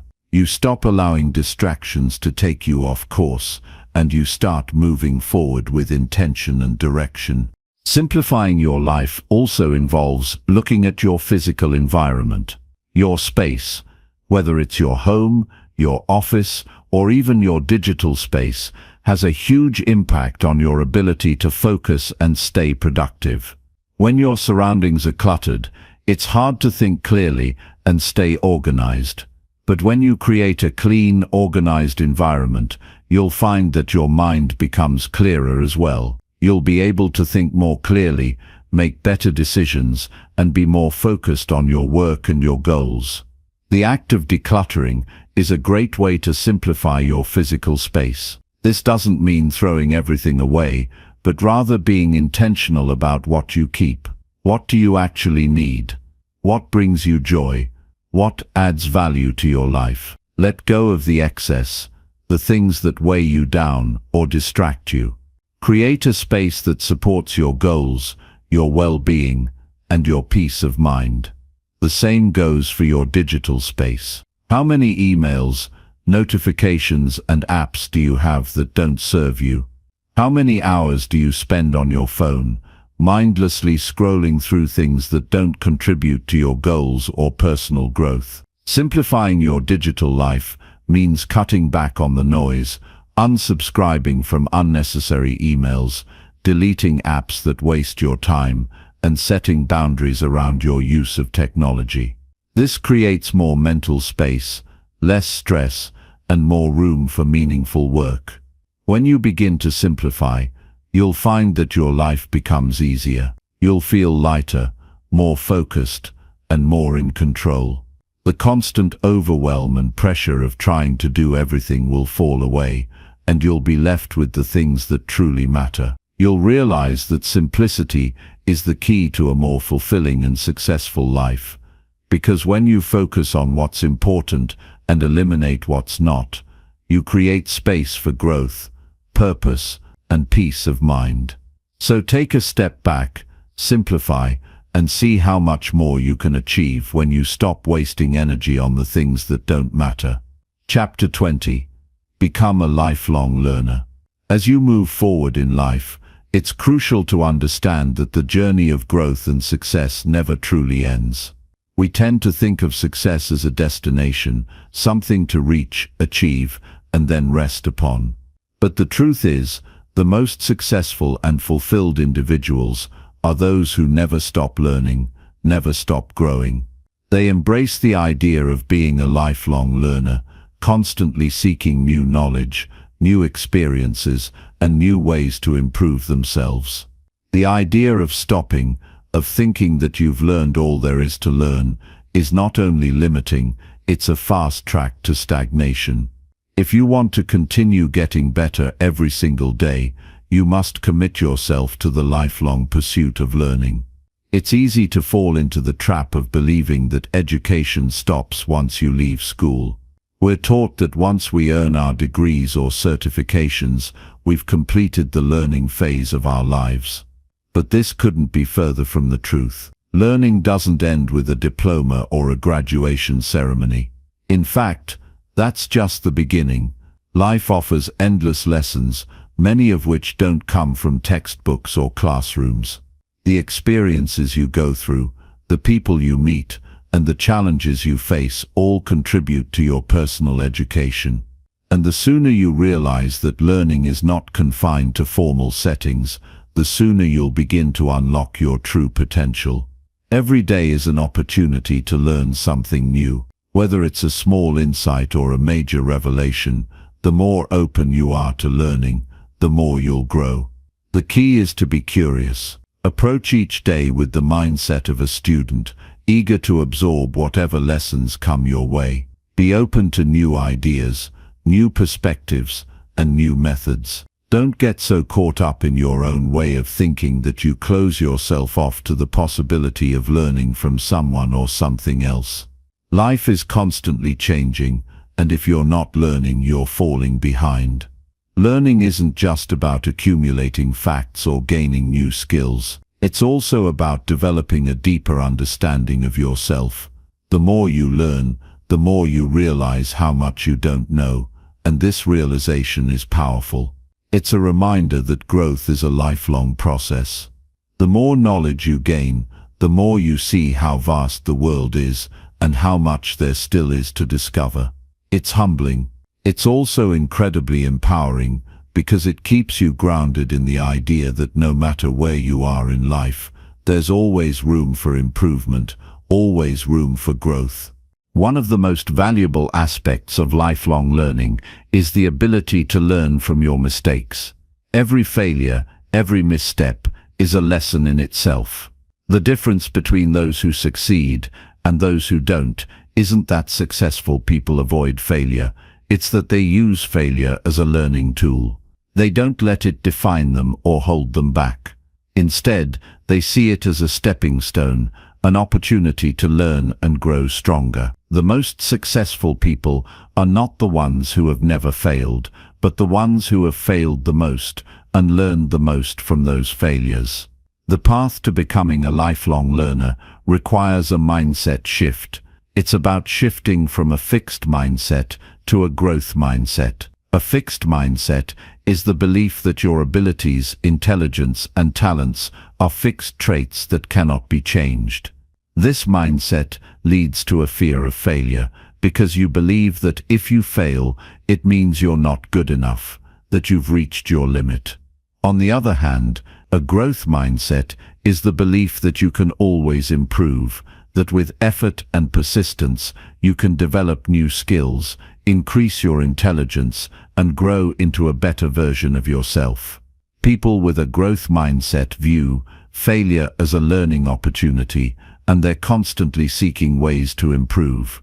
Developing a growth mindset takes time, but it's one of the most powerful things you can do for your personal development. It means embracing challenges, pushing through obstacles, and always striving to learn more. It means being willing to step outside of your comfort zone, to take risks, and to make mistakes along the way. But with each mistake comes growth. With each new lesson, you become a little bit wiser, a little bit stronger, and a little bit closer to the person you want to become. A key part of becoming a lifelong learner is embracing a sense of curiosity. In our busy lives, it's easy to forget the importance of asking questions. We get so caught up in the day-to-day grind that we stop asking why and how and start just going through the motions. But curiosity is the fuel for growth. It's the spark that keeps the flame of learning alive. The more curious you are, the more you explore, the more you discover. It opens up new avenues of thought and helps you see things from different angles. Curiosity leads to new opportunities, new experiences, and new ways of thinking. It drives innovation and creativity. It keeps you sharp and engaged with the world around you. In today's world, learning has become more accessible than ever before. There are countless resources available: books, online courses, podcasts, webinars, workshops on almost any subject you can imagine. The only thing standing between you and new knowledge is your willingness to take action. If there's something you want to learn, go out and find it. The world is full of experts, teachers, and mentors who are eager to share their knowledge. Seek them out. Don't wait for someone to hand you knowledge on a silver platter. Take charge of your own education. Lifelong learning also means being open to different perspectives. In a world that's often divided, it's easy to become set in your ways, to surround yourself only with people who think and believe the same things you do. But true growth comes from being exposed to diverse ideas, from learning from people with different backgrounds, experiences, and viewpoints. It's through these differences that we expand our understanding of the world and of ourselves. The more you learn from others, the more you broaden your own perspective and develop empathy. You realize that there's more than one way to view the world, and that each person you meet has something valuable to teach you. At the same time, it's important to recognize that learning is not just about acquiring knowledge, it's about applying it. You can read all the books, attend all the seminars, and listen to all the podcasts, but if you don't take action on what you learn, it's all for nothing. Knowledge without action is wasted potential. It's the application of knowledge that leads to real change. So, as you learn, make sure you're also putting that knowledge into practice. Whether it's through your work, your personal development, or your relationships, actively applying what you learn will help you grow in ways that passive learning never can. To become a lifelong learner, you must also be willing to challenge yourself. It's easy to stick to what you already know, to stay in your comfort zone and only tackle things that you feel confident in. But real growth happens when you push past those limits. When you take on new challenges, you stretch yourself. You open yourself up to new experiences that help you learn and grow in ways you never imagined. It's through these challenges that you develop resilience, strength, and adaptability. You learn how to deal with adversity, how to stay calm under pressure, and how to find solutions to problems you may have never encountered before. These challenges are the true tests of your character, and they help you become a better version of yourself. Finally, understand that learning is a journey, not a destination. You will never reach a point where you know it all, and that's okay. The pursuit of knowledge and self-improvement is an ongoing process. The key is to stay committed to it, to make learning a lifelong habit. As you continue to learn, you'll find that you grow in ways you never imagined. Your confidence will grow, your skills will improve, and your perspective will expand. And with each new piece of knowledge you gain, you'll be one step closer to becoming the person you were always meant to be. So if you want to continue getting better every single day, embrace the idea of lifelong learning. Keep asking questions, keep seeking answers, and never stop growing. Because the journey of learning is the journey of life itself. It's what keeps us moving forward, evolving, and becoming better versions of ourselves every day.